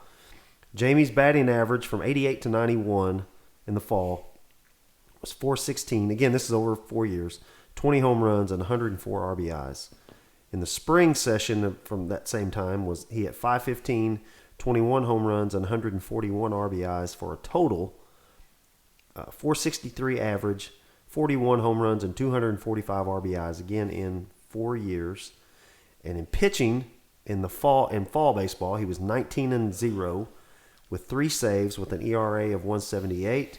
In the spring, he was 24-0, 8 saves and an ERA of 1.52 for a total of 43 wins, 0 losses, 11 saves, and an ERA of 1.63. I say it's pretty special. I'd say that's pretty special, for sure. I know Blake, I think Blake DeWitt had 27 wins in a row when he pitched here. And you probably had something up there until he eclipsed it, I would say. Well, and back in those days, golly, that sounds old. You're right. But back in those days, we didn't have. I mean, I don't even think that those were submitted. Oh, probably not. You know, Yeah, same. Me and Right. Greg have talked about Right, that. right. That's why I'm like, Coach Hollifield, you're the only one that can verify this. Yeah, I sent those to him, and he said I can verify all of those. And I've got the picture of you signing with Swole Greg behind you, and so I'm gonna have these out on I may have some on our social media, and maybe it definitely be on our YouTube. Now that we're talking about this, I can load in these pictures and stuff behind it. So I'm going to throw some of those in there that we'll have on the YouTube video that now we're talking about it, some pictures and that stats that sheet that's in Greg's handwriting. So I wanted to mention that before we moved on. Like I told Jamie, we get questions and we give them to all of our guests, and we're kind of all around Sure. and everywhere, and that's okay. But it kind of keeps us between the ditches, right? Well, and I'll say one thing about, because everybody wants to know when they ask me, they're like, "Did you really not lose?" I'm like, "No, I never did." I said, "But in all fairness," I said, "I played with an outstanding group."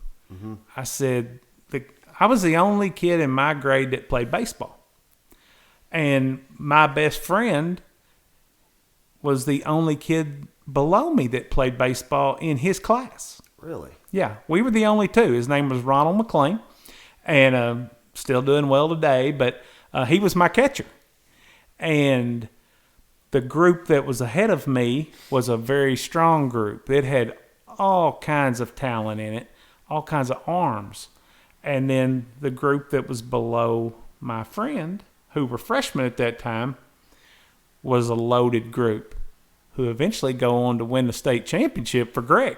Yeah, 1990. That was 94, 95, Yeah. you know.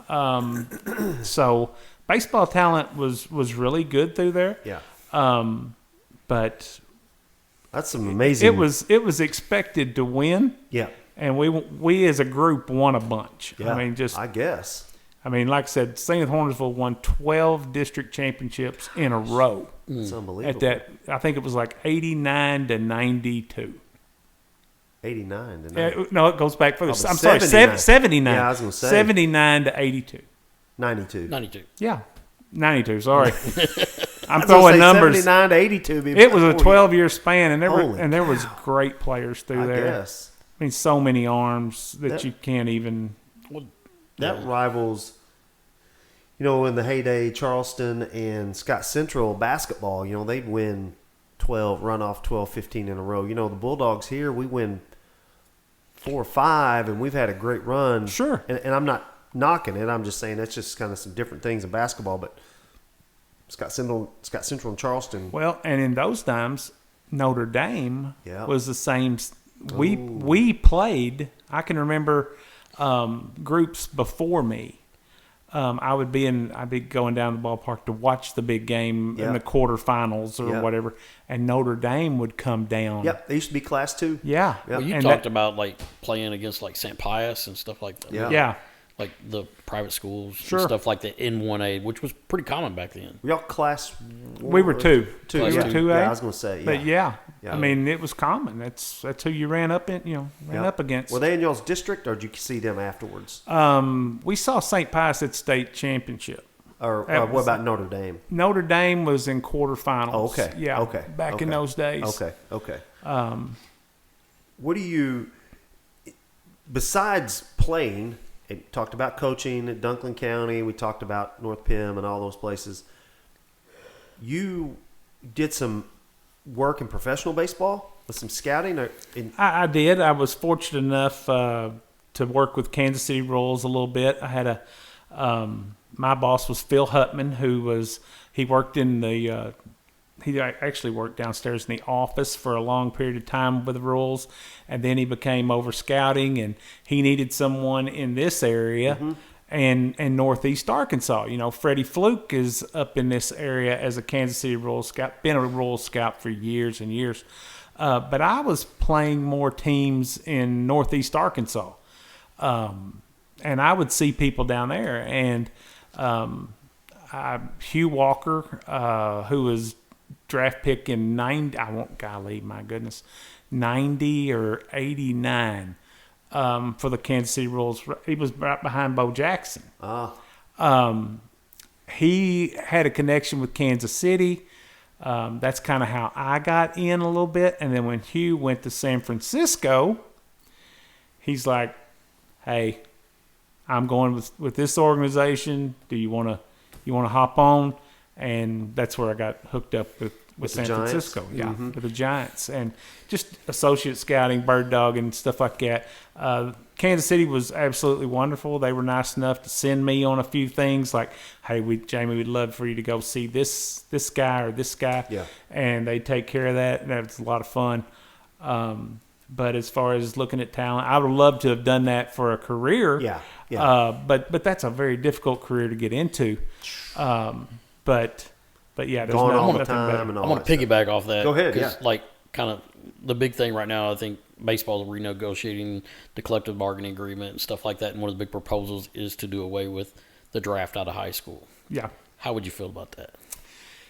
I know that's kind of a spur of the moment question. You know, those kids, we were talking about that. One kid that was pitching for North Carolina the other night graduated a year early so he could play there. You know, these clubs have made a lot of money for a long period of time. Now, I mean, as far as a limit and things like that, I think there probably needs to be because these numbers are getting totally out of hand for what these people are paying. But as far as the kids, let them make their money. Yeah. I don't have a problem with that. I agree with you. You know? I agree. These organizations, if they didn't pay them, there's too much, especially in the college game too, especially with money and things like that, where once kids go, they're just another piece, another number. And when they've got a little money invested in you, they tend to take better care of you. It's true. That's what Blake said. Yeah. Blake said, he said, know the money's there. Like make them invest enough into you that they can't just cut you. Absolutely. Yeah, that's right. If they've got money invested in you, they'll make sure you're going to class. They'll make sure that, you know, you're doing what you're supposed to be doing. And if there's no money involved and I'm just going to walk on and do that, they don't have anything invested. Yeah. Yeah. So I think NIL's been kind of really big for college baseball because it's the scholarships, they're more. Oh, sure. They're more there now than what used to. If you got a full scholarship in college 5 years ago, you were doing something, you know what I mean? Oh, absolutely. But baseball, there was like 11, which I don't understand how but like you get like 11 scholarships for 35 kids or something, and a bunch of walk-ons, and you're giving partial scholarships and you're everywhere. Splitting it and all that kind of stuff. That's odd to me how they do that. But, you know, that's been going on for forever. Oh, right. Right. That's what Jacob Friday, he talked about that too, trying to divide up all those scholarships. Yeah. And you know what's crazy about that is the guys you're talking about, Blake DeWitt, Jacob Pridey, Lance Rhodes even. Right. Those are guys that I have coached against when they were playing. Oh, yeah. Oh, yeah. And now, you know, I'll see Blake out at the golf course or whatever, and I'm like, he's a grown man, you know, and he was a grown man when he played too. Don't get me wrong. He could hit it. But it's really neat to see those guys now. For sure. What do you think has been the biggest change in baseball, say, the last 20 years? You know, as far as the biggest change it's the travel ball. I think the amount of teams and I'm not knocking anybody's program because 30 years ago I was, you know, that's what I was doing, just in a smaller scale. Right. Getting the best and taking them and going. Right. But I see it more now. And it's not true baseball. Interesting. I don't like the part where a kid, I'm going to Indiana, I'm going to throw my 3 innings, I'm going to get my 3 at bats. Yeah. And I'm good. I agree with you there. It doesn't seem like that you're, and I didn't play in this era, and I'm not being critical of it. I'm with you. It doesn't seem like you're playing for something. Legion, we're playing for a district title. We're playing. Your season comes to a culmination, not just, well, we got one more tournament in St. Louis and then the season's over, or whatever's over. With the Squirrels, playing for a district title, state title, regional title, World Series, whatever. It seemed like that there was a culmination to it and a reason to do that, to chase that. I agree with you. Right. And even the aspects and the fundamentals of the game. You know, we get kids that don't know how to bunt, or they don't know situations. Yep. Because they've never had to. Yeah. Yeah. And now you're playing, and you're trying to get them ready to go on to a program where they're going to be expected to know that. Mm-hmm. So it's a different brand of baseball. Mm-hmm. It's not just how to bunt or how to hit and run or why do I throw this ball that way. It's because mechanically this is the way the game is played. Mm-hmm. Not just you go out and do for yourself. Yeah, it's a team. It's a team game. I agree. And I think that's the difference. I see it, you know, that's probably the biggest thing on the field I see.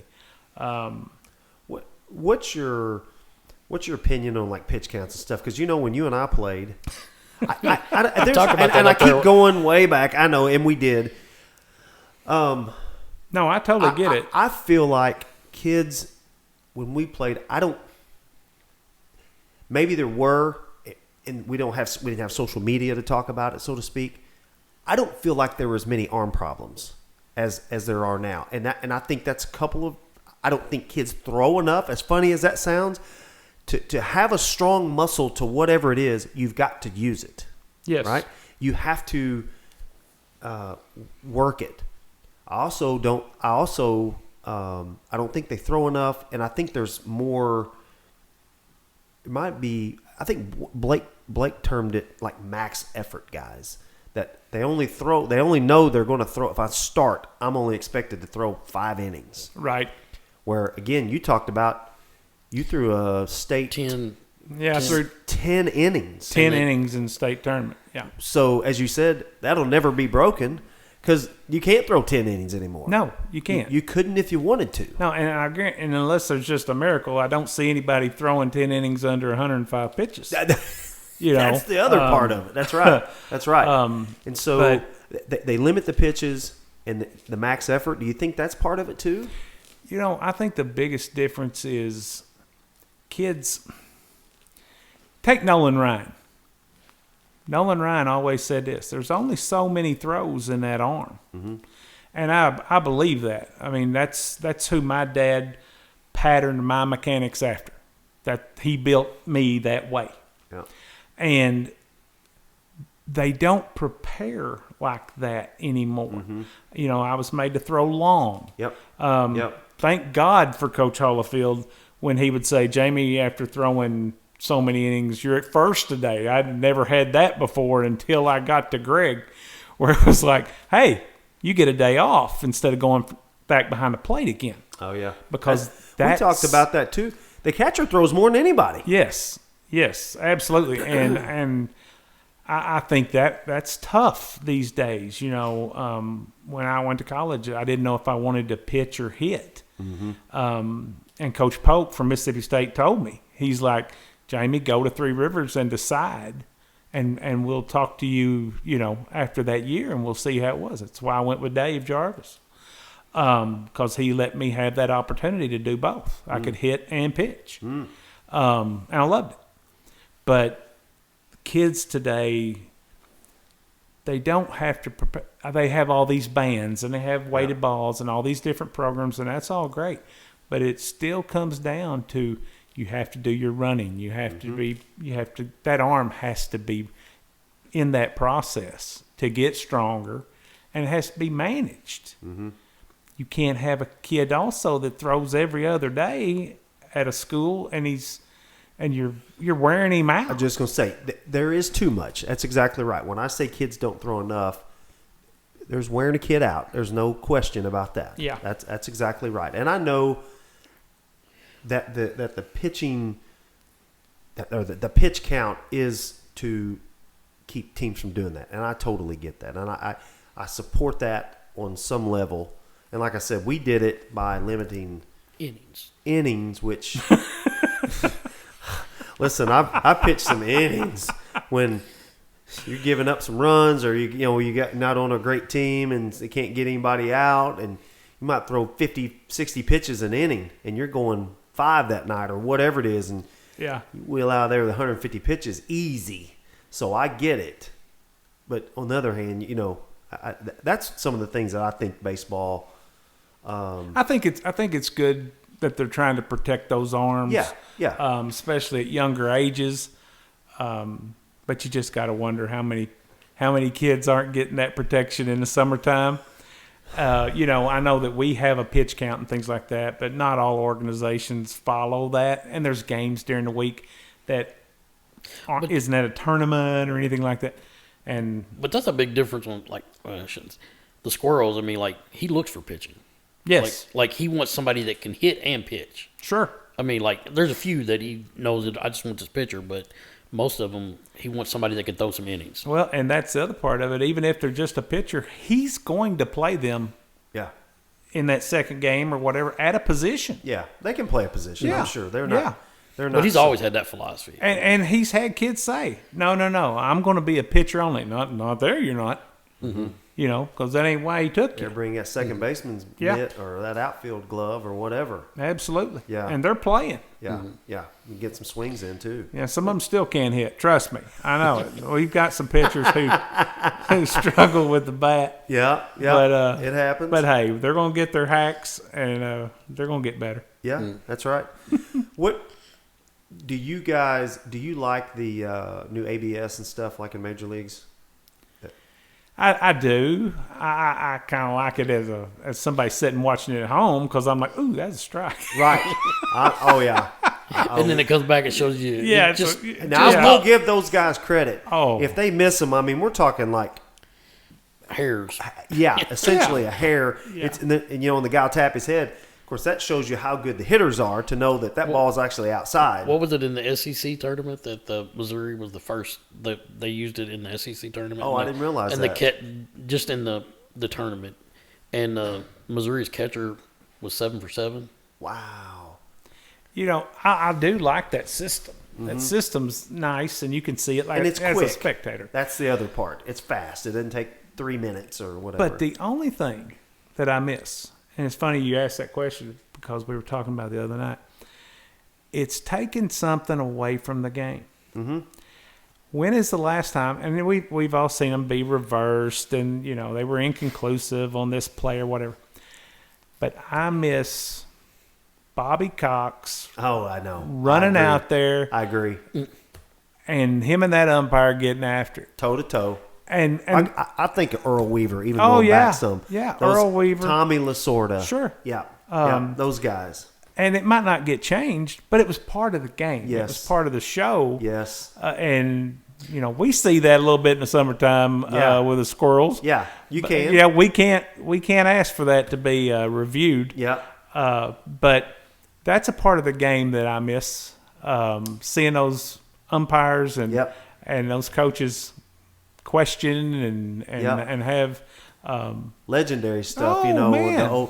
The games. Stuff. That's right. You do. So I see wonder how many that. coaches nowadays are in the dugout still questioning whether the system's right. Well, every once in a while that you see that they get a little frustrated, but you're right. You're talking about guys that go out there. Whitey. I mean, they all did it. Yeah. They all would go out and have the dust up, basically. I mean, and I understand the reason why they have it, so we don't have issues like they did in no-hitter. 85 with Dinkinger. See, and I've had like that frontal removed from my frontal lobotomy. I mean, I had a front. Oh my gosh! I remember watching that and just literally almost in tears. Yeah, I'm like, he was out. Yes. Well, moving even a little closer to quote unquote modern day. I mean, what about the dude that threw the no hitter? Oh yeah. I mean, and Jim Joyce was he's a great umpire. He is, and he was literally in tears. Yeah, in tears. Yes. The next day, and the kid, the player, I can't even think of his name now. The pitcher came out and they shook his hand and he was crying. I mean, he's like, I cost this guy a no hitter. And that's a big dang deal. It was. It was. But those guys, said all that to say this. Man, those guys are still really good. Oh, they're so missing good. it by like balls and strikes are just. Well, there's a few that weren't too good at it, but I mean, I can name a few right now, but I won't. Well, they're not listening to this. But you know what's crazy? I was fortunate enough in '98. I was at Dyersburg State as an assistant coach. That's another tie to Sykeston that we've picked up. All the Selfs and everybody else. Well, Eric Shirky, golly, dadgummit. I still owe Eric, story. and I'm not telling that one on there, but I owe you, Shirky. I'm telling you. I have to make sure he listens to this. We'll tell you. Shirky graduated with Justin. I remember Shirky. And I remember. have you? He's a cop. I can't remember if I or maybe a remember detective down in Collierville. Yeah. I couldn't believe that the other day when you told me that. I'm like, golly, that's amazing. Justin, my brother, as we call him, he's our general counsel, but he's our general nuisance too. My brother's an attorney. He graduated with Eric, and we got to talking with Jamie. We were playing in a golf tournament, for the Squirrels a few weeks ago. And he said, you know Eric Shirky? And you're like, oh, my gosh, here's a story about Eric. And Eric knew, and he goes, he's still not letting that go. That was not a fun day. Yeah. But so a you wild were at story. Dyersburg State then? I was. I was there. That was 98, 99. Yep. Right in there. Yep. I was working with my dad and doing that some too. Oh, okay. Jamie Frakes was the head coach at Dyersburg State at that time. And I had some kids that had been playing Legion ball for me that were like, Coach, why don't you come over to Dyersburg and help?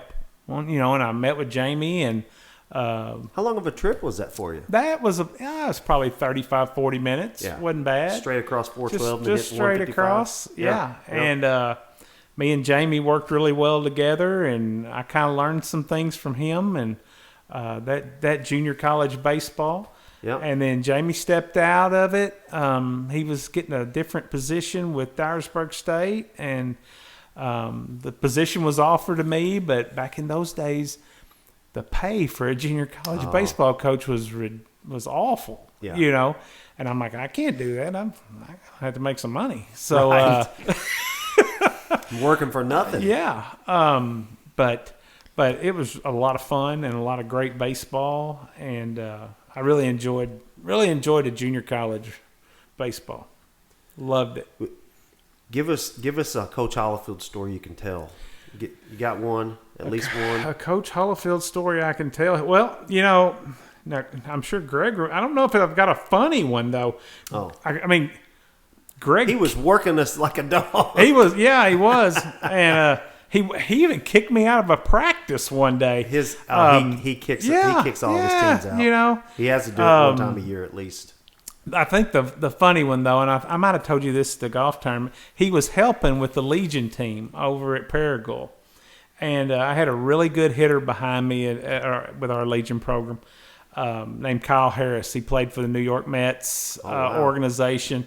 He was SEC Rookie of the Year for Arkansas in like '93. Jeez. Great hitter. I guess. And we're playing. I don't even remember who we were playing. And we had second. I believe it was second, third, or bases loaded, and we were down.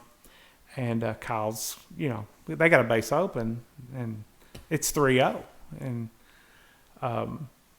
Coach Hollifield knew that I should be taken. I should just be taken because he's standing down there and he's all kind of voguing a little bit. He's in his uniform, and it's 3-0. And I look at him and he just kind of shakes his head yes, and that's all he did. He didn't stick a finger, tell me to take or anything like that. But he knew I should be taken. Mm-hmm. And I knew I should I'm just going to say, and you knew it too. And I knew I should have been taken. And the kid threw the prettiest fastball just right. They'll get me over strike. Oh, just center cut. And I hit it. And it goes out. And, of course, we win the ball game. We were down and we won. And which Kyle never got to hit. That was a walk-off. And before we knew what walk-off was back in those days. And I think at the end of it, I think he said, shouldn't you have been taken? Jamie, shouldn't you have been taken like that? And I'm like, man, Coach, it was so pretty. I mean, it was just perfect like that. He goes, it's great coaching. Of course it was. That sounds 'Cause, just you like know, him, too. Yes. Yeah, it's great coaching. That's And exactly. I'm like, you gotta be kidding me. So of course Greg probably got the credit. You know, I had him swinging the whole way. The whole way. Yeah, I knew it yeah. was coming. Yeah, but yeah, great story because I remember coming around third, just looking at him, and he just kind of like, yeah, stuck his hand out, way to go, you know. But yeah, great I coaching. I love that. Do you still see yourself using some of the stuff like how he coached you and his kids? Yeah, you know, some of the things that he would teach and bring up about mechanics and things like that, especially with hitting and things. Still use those things today. It's funny. You were saying some of the same stuff that he says now. He and I were talking, I don't know, a few weeks ago or whatever, and he just says, yeah, he goes, you know, there's people that have lots of rules and this and that. He goes, I got 3. And he goes, some kids can't live up to them, and that's okay. If they can't, that doesn't make them a bad person or a bad kid, but mine are show up on time, work hard, and do right in the classroom. That's really, and you were talking about acting right and doing right. Yeah, it was always look right, act right, play hard. Yes. Yeah. And that's it. You know, he does the same. I hear him tell his team all the time, hey, we're going to Cape to play. Put your travel gear on. We're going to look like a squad. Mm-hmm. When we go in there, we're not going to have half of us, you know, stuff hanging off, and if you got a jacket and your pants and your shirt, we're all going to match. We're all going to look the same. You know, may have different shoes or whatever, but I mean, That's probably the biggest concession he probably made over the last couple of years. we talked about that. As you know, used to everybody, he'd buy team shoes, and everybody had to wear the team shoes, but I think he's kind of gotten over that a little bit. Just well, you know, with us and back in the 90s when we played for Greg, when we walked in anywhere, we looked like a college baseball team. right. I mean, that's how we felt. And we knew that we had no idea how good we were, but we had so much success that you got a glimpse of, hey, this is something different. Yeah. And even the teams before our bunches kind of knew that down there. But like I said, Greg took that to another level. I mean, when we walked into a place or when we got off the bus, there was a different look about us. Mm-hmm. And even when Greg came back and when I was a senior, I mean, because the level of baseball talent when I was a senior probably wasn't as high level as it was in 90 and 91 with all those great teams. But it was still baseball, and you had to, you know, there was an expectation. Mm-hmm. But when you got off that bus, it was, you know, somebody's going to be here to see you. Yep. That's the same thing he still tells these kids now. I mean, they have expectations of not only that do they think they're going to win, but we're going to behave. We're not going to act like, you know, we're not going to act terrible. We're not going to talk terrible. You're not going to show up officials. You're going to hand the ball to the officials. You're going to do, you know, all the things like that. That's Sikeston basketball kind of in a nutshell. Sure. Besides the winning, and it sounds like it's exactly what Senath baseball was. That's how it was his approach. That was his guidelines. You know, it was nobody was bigger than the game. Yep. I mean, it didn't matter who you were. You weren't bigger than the game. No, he has kicked off some kids that can play. And I'm sure he did in baseball too. He did. And, you know, Doc Teaster, before Greg down there, had the same philosophy that nobody was bigger than the game. Even though you might be a star or you might be the best athlete we got, you're still not bigger than the game. Yep. And nobody was bigger than the team. And your actions were a reflection on your coaches. Yep. And, you know, that even with Charleston and Michael and his program, that's when we go to hotels or we go on the road. Yep. We don't have to. I've never had to run a bunch outside of a hotel for missing curfew. Now, they know I will because I did have to do that a long time ago. Yep. But that was part of and that goes back to what you said about Coach Hollifield. If we didn't act right if we didn't follow those expectations and we let him down, he would let you know that by we'll just get through your legs. We'll get through your brain through your legs. Yeah, he always gives that. He quotes Bobby Knight on the old. Let's see. I have to find it.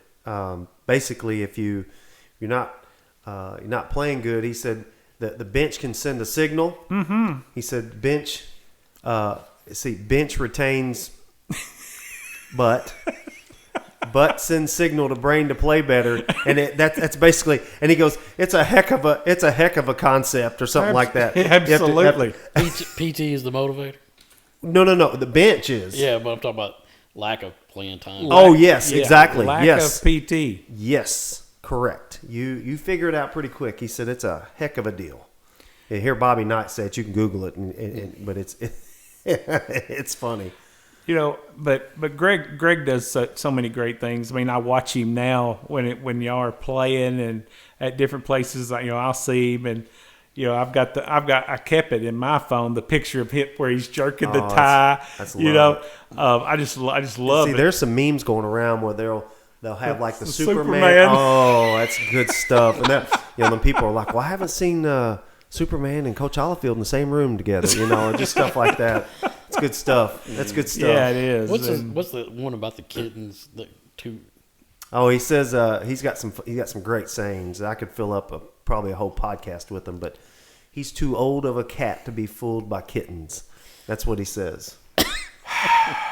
He's got a lot of them, but some I can say on here and some I can't. Maybe. Totally get that. He was he's something else, man. Oh, there's no doubt.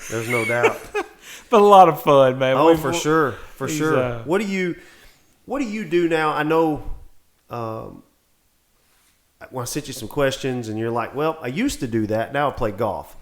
What do you do to recharge? I know, and I see you playing golf, Jamie.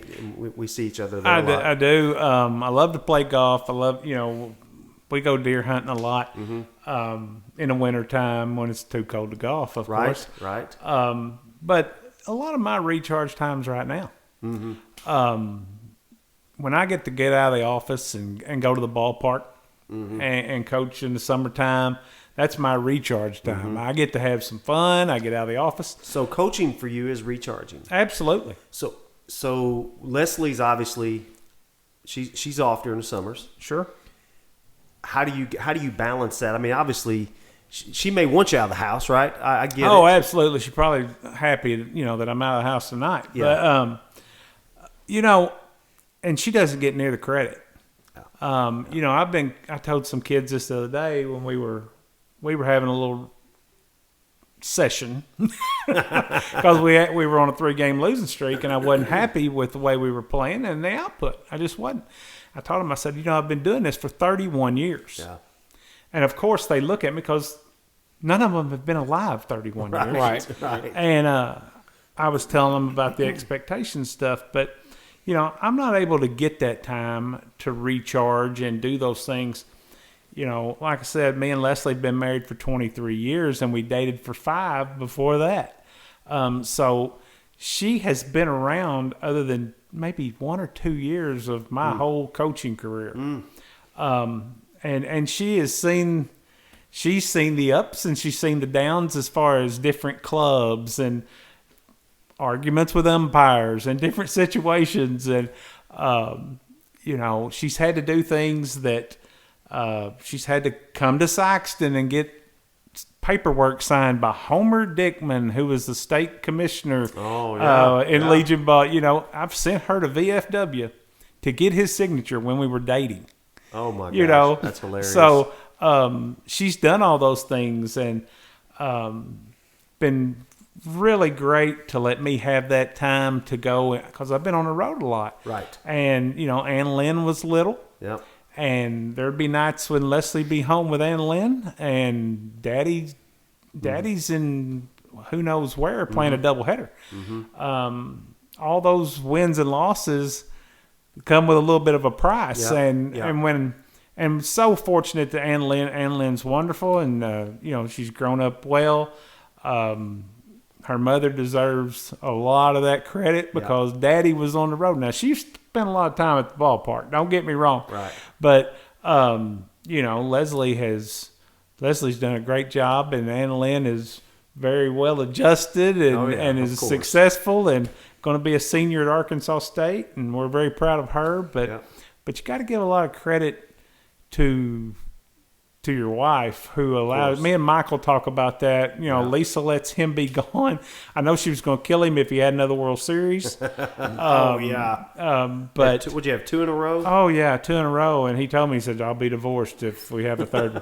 I'm like, you got to let that thing go somewhere else for a while. But she's always been very understanding. My whole family has been like that. Yeah. And supportive and always willing to help. And speaking of that, so you can do that. Speaking of that World Series, you guys got state and regionals here this year, correct? We do. That'd be July? That's going to be right around, I was looking at that today, I want to say right at the very end of July. Oh, okay. And then the World Series, the final game of the World Series is August 5th.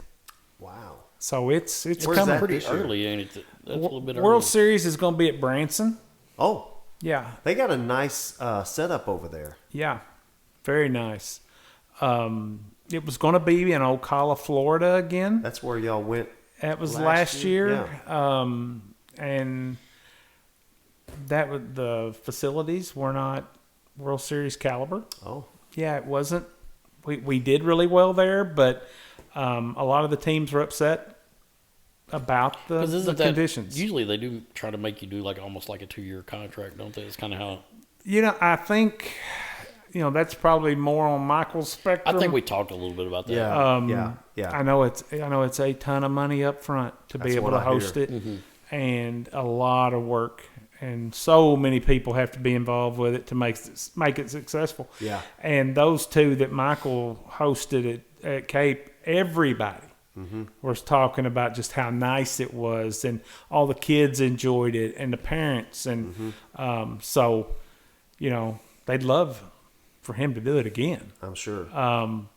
But this year it's at Branson, and so that's in state. So that's not bad. That's not a bad drive, and we're looking forward to that. Yeah, that'll be a good one. That'd be great. Well, we're going to we just about wrapped her up. How long do you think we've been going? By the way, we talked about this before. I'm gonna say you're about 2 hours. We're hour 40. Hour 40. Yeah. All right. Well, that's not. Well, you got to think the 30 minutes we talked up. That's right. True. We were down. Yeah, that's true. We were 30, upstairs. 35 minutes at least upstairs yakking. So let's shoot to some lightning round real quick, Michael. What do you think? Let's do it. Well, actually, you already mentioned this one. Favorite baseball movie? It's got to be Bull Durham. Yeah, I like Kevin Costner. I'm a big Kevin Costner fan, and like I said, when you have Coach Hollifield in high school, you watch Bull Durham, and you're like, man, he acts like Coach Hollifield. Yeah. Yeah. So, He gets people breathing through their eyelids and stuff. Yeah, and whatever works, that method was probably very interesting. Oh yeah. What's your favorite MLB stadium? Yankee Stadium. Have you been? No, Oh, okay. I have not. Okay. But I would love. Yeah, same. I'd love to go. Yep. My dad is a huge Yankee fan. Really? Big Mickey Mantle fan. Okay. Always has loved the Yankees. Even he would take me to the Cardinals games, things like that. But loved all the Yankees. Yep. Who's the toughest pitcher you've seen or faced or whatever? Toughest that I've seen. I'd say in person, I'd have to say it's got to be Ryan. It's got to be Nolan Ryan. Agreed. In person. He's my favorite. I'll never forget being little and sitting up in the top of Busch Stadium, and I could hear him grunt. Oh, yeah. I could hear him grunt from the mound, and I thought that was all. I mean, that was just absolutely awesome. Yeah. I was a big Roger Clemens fan. Love the Rocket. Yeah. I love the Rocket. Yeah. Probably the toughest guy I had to pitch against was probably Cliff Poley. Me and Cliff Poley pitched with the Cardinals a few years ago. Yeah. Got traded. Yeah. Traded to Philadelphia. Yeah. Pitched against him when he was at Jeffco. Wow. And he beat me 1-0. Oh my Ball gosh. hit the front. I threw a slider, hit the front of the plate, and it bounced over the short backstop. Oh and I got beat my 1-0. gosh. But yeah, Cliff Poley was probably as good as I saw. Oh my gosh. Best coach you ever played for? That's a tough one. That's a tough one. Yeah. But of course, you got to say Gregg, because I know he's just legendary He anyway, is. and all He the is. stuff he does. Dave Jarvis. I was going to say, he's got to be there. Dave Jarvis was as good a coach as I ever played for. Great man, great guy. Always wanted the best for his players. And Bill Shatsley. Bill Shatsley from this area, he coached Paragould American Legion baseball. And he really made you buy into that uniform meant something. Even though it didn't say Senath-Hornersville or Holcomb or Kennett or Charleston, it was Paragould Dr. Pepper. But when you put it on, he made you feel like it was the Cardinals. Yeah. He was a huge Cardinal fan. Yep.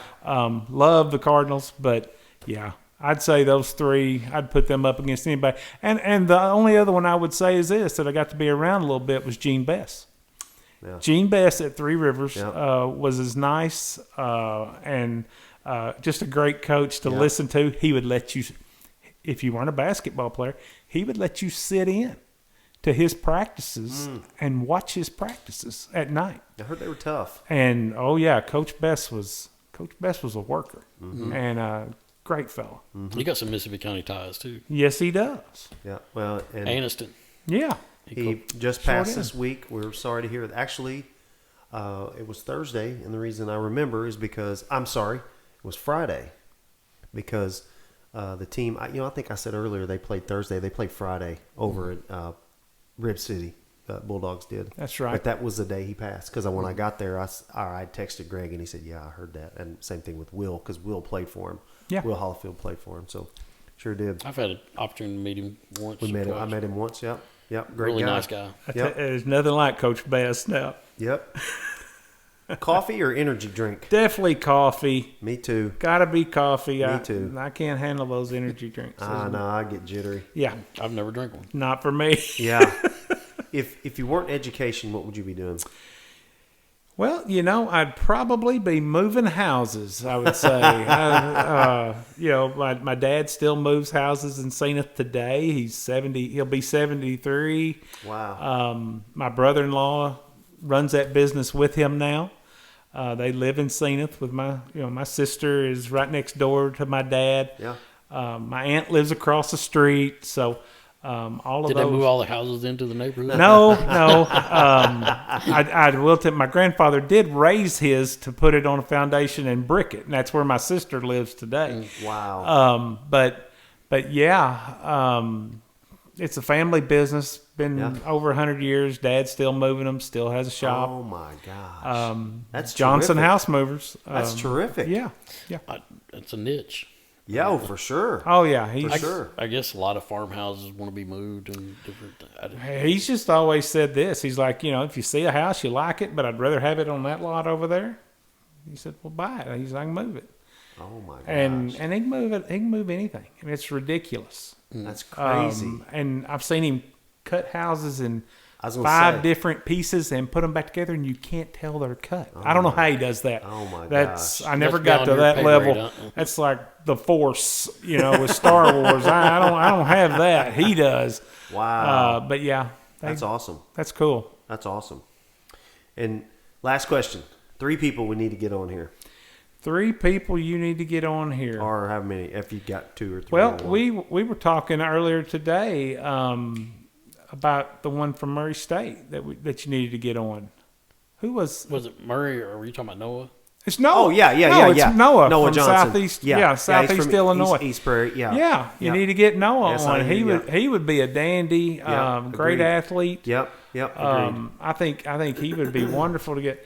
If you get a chance, I know you have you had Joe Baldwin. Actually, no, I haven't. That's funny. You've got to get Joe Baldwin on He's here. got some stories. That's true. Because the stories he can tell. Oh, gosh. And, that's a good point. And I love Joe to death because, of course, when I'm a pitching coach, and when Joe would be calling, a pitch would come across there, and I'd look at Joe and say, "Where's that at, Joe?" Yeah, it's on the corner, Jamie. Exactly. Just like that. Exactly. That's it. Perfect. Oh yeah, it's on the corner. And for those that don't know, Joe Baldwin is my father-in-law. That's Aaron's dad, and he called baseball for, Well, he called when I played. Oh, yeah.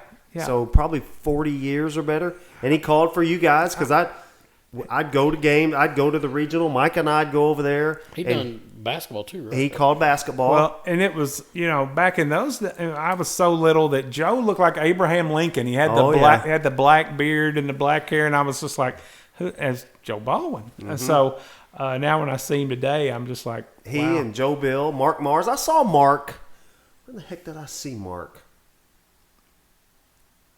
I haven't seen him. I saw him not too long ago. I saw Mark calling a softball game not too long ago. I know where I saw him. I saw him a week ago Friday. Not this past Friday, Friday before, at a fish fry for Ryan Riley. I sure did. Those are guys, Joe Bill, Mark Mars, George Bays. I hadn't seen Bays in forever. See, those are all the umpires that when I would come north, that's who we would run into.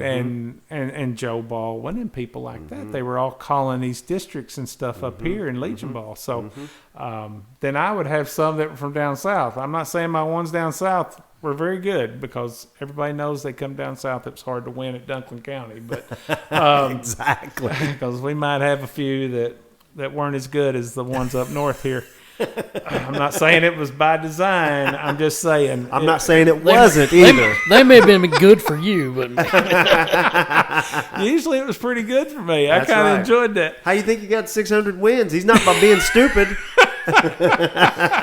Good scheduling. Could right? be the talent. It was talent and coaching. As this coach, as Greg said, it was good coaching. It was great coaching. Great coaching. That's exactly what it was. Yeah, I'd say somebody else that could probably help you and make a great show for you is Jonathan Haddon. Jonathan Haddon is the athletic director at New Madrid County Central. He's at New Madrid County. I don't know him. You need to meet him. Okay. We call him Opie because of Opie Taylor, of course. Oh, yeah. But Jonathan Haddon played for me at Dunklin County. He's from Caruthersville. I was going to say, I thought he was a Caruthersville guy. Okay, but he came over. He is. He's at New Madrid County Central. Okay. He's their AD. Okay. Okay. Knows a lot of baseball in the Boot Hill. Yeah. Was a really, really good player. Okay. Good pitcher. He could probably tell you some stories that would probably light you up. Oh, boy. But yeah, he's a good one. Awesome. I'm gonna write my pen's over there. I don't want to move at the moment. I'll write them down when we get done. Otherwise, I will forget. If I don't write them down or put them in my phone, they're gone. So, listen, Jamie, we've had a great time. This is just like a continuation of me and you sitting out on the golf course, shooting a breeze after we played or hit balls or whatever. And Micah, I feel like we've learned a lot about the area, about.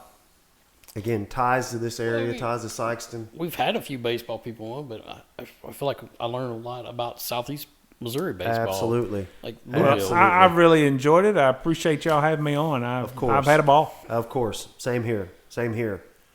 Well, we'll for that. Now, you probably won't want to say this, but we end all of our shows, we say go Dogs around here. So Michael was quiet. Maybe he said, did he say go Jays? I can't even remember but I think he might have just sat there. No, I'll say one thing before you get off. Yep. When I was the assistant principal at Charleston, I wore a red shirt in one day. Oh, I bet you about got strung up. I wore a red shirt because I was from Senath and I had red shirts. Mm-hmm. So I walk in and Kathy Jo Browning says, "What do you have on?" Oh, yeah. And I said, I'm sorry. She said, "You got to go home and change." And I said, "Why?" She said, "We don't wear that color here." And I figured it out. It had nothing to do with Senath. It had everything to do with somewhere else. Oh, yeah. So, I learned that lesson. Well, it's funny because one or two schools. Shannon Hollifield said, I walked into a board meeting and she goes, "What are you wearing?" And I'm like, she goes, and we were playing Charleston that week. It was like a Tuesday on our board meeting. She goes, "It's Charleston week. We don't wear blue around here." And I'm like, "You know what, Shannon? You're right." She goes, "I cannot believe you of all people." And I'm like, "Shannon, I just grabbed it. I don't have much blue anyway." And I grabbed it this morning and I'm like, "You're right." So I get it. And I didn't know better. I just didn't think about it at the moment. Well, I can wear red and black again. I'm at East Prairie. Perfect. So Perfect. That's right. So That's I'm good. right. All right. For Micah Harris. I'm Matt Tanner. Thank you guys for listening this week. Go Go Dogs. Dogs.